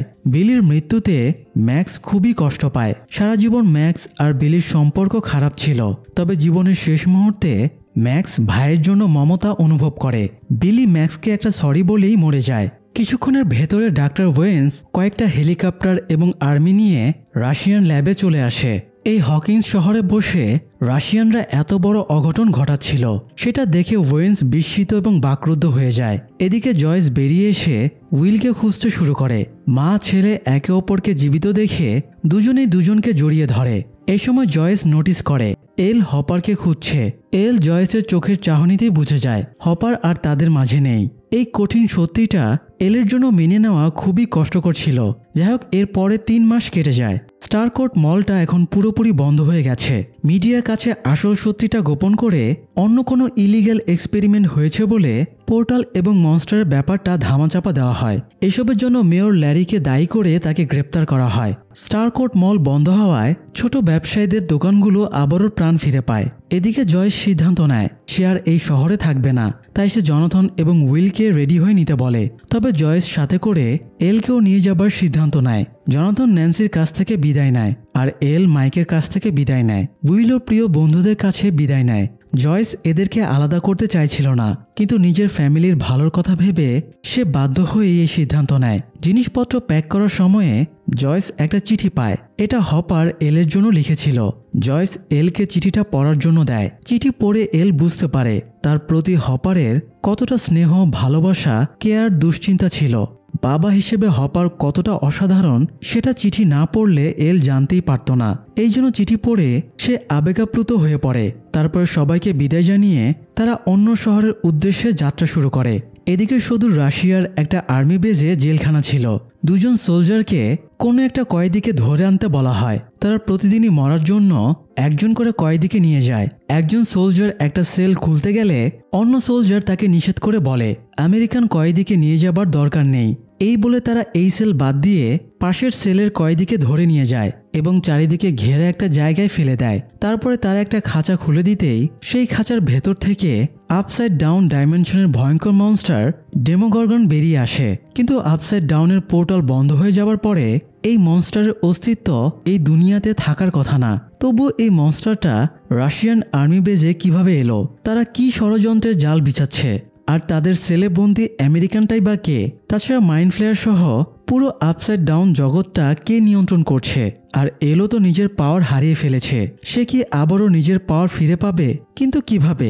এসব প্রশ্নের উত্তর দিতে আমরা স্ট্রেঞ্জার থিংস সিজন 4 এর গল্প নিয়ে আবারও ফিরে আসব। তাই আপনারা যদি সিজন 4 এর এক্সপ্লেনেশন চান তাহলে আমাদের কমেন্ট করে জানিয়ে দিন। ধন্যবাদ।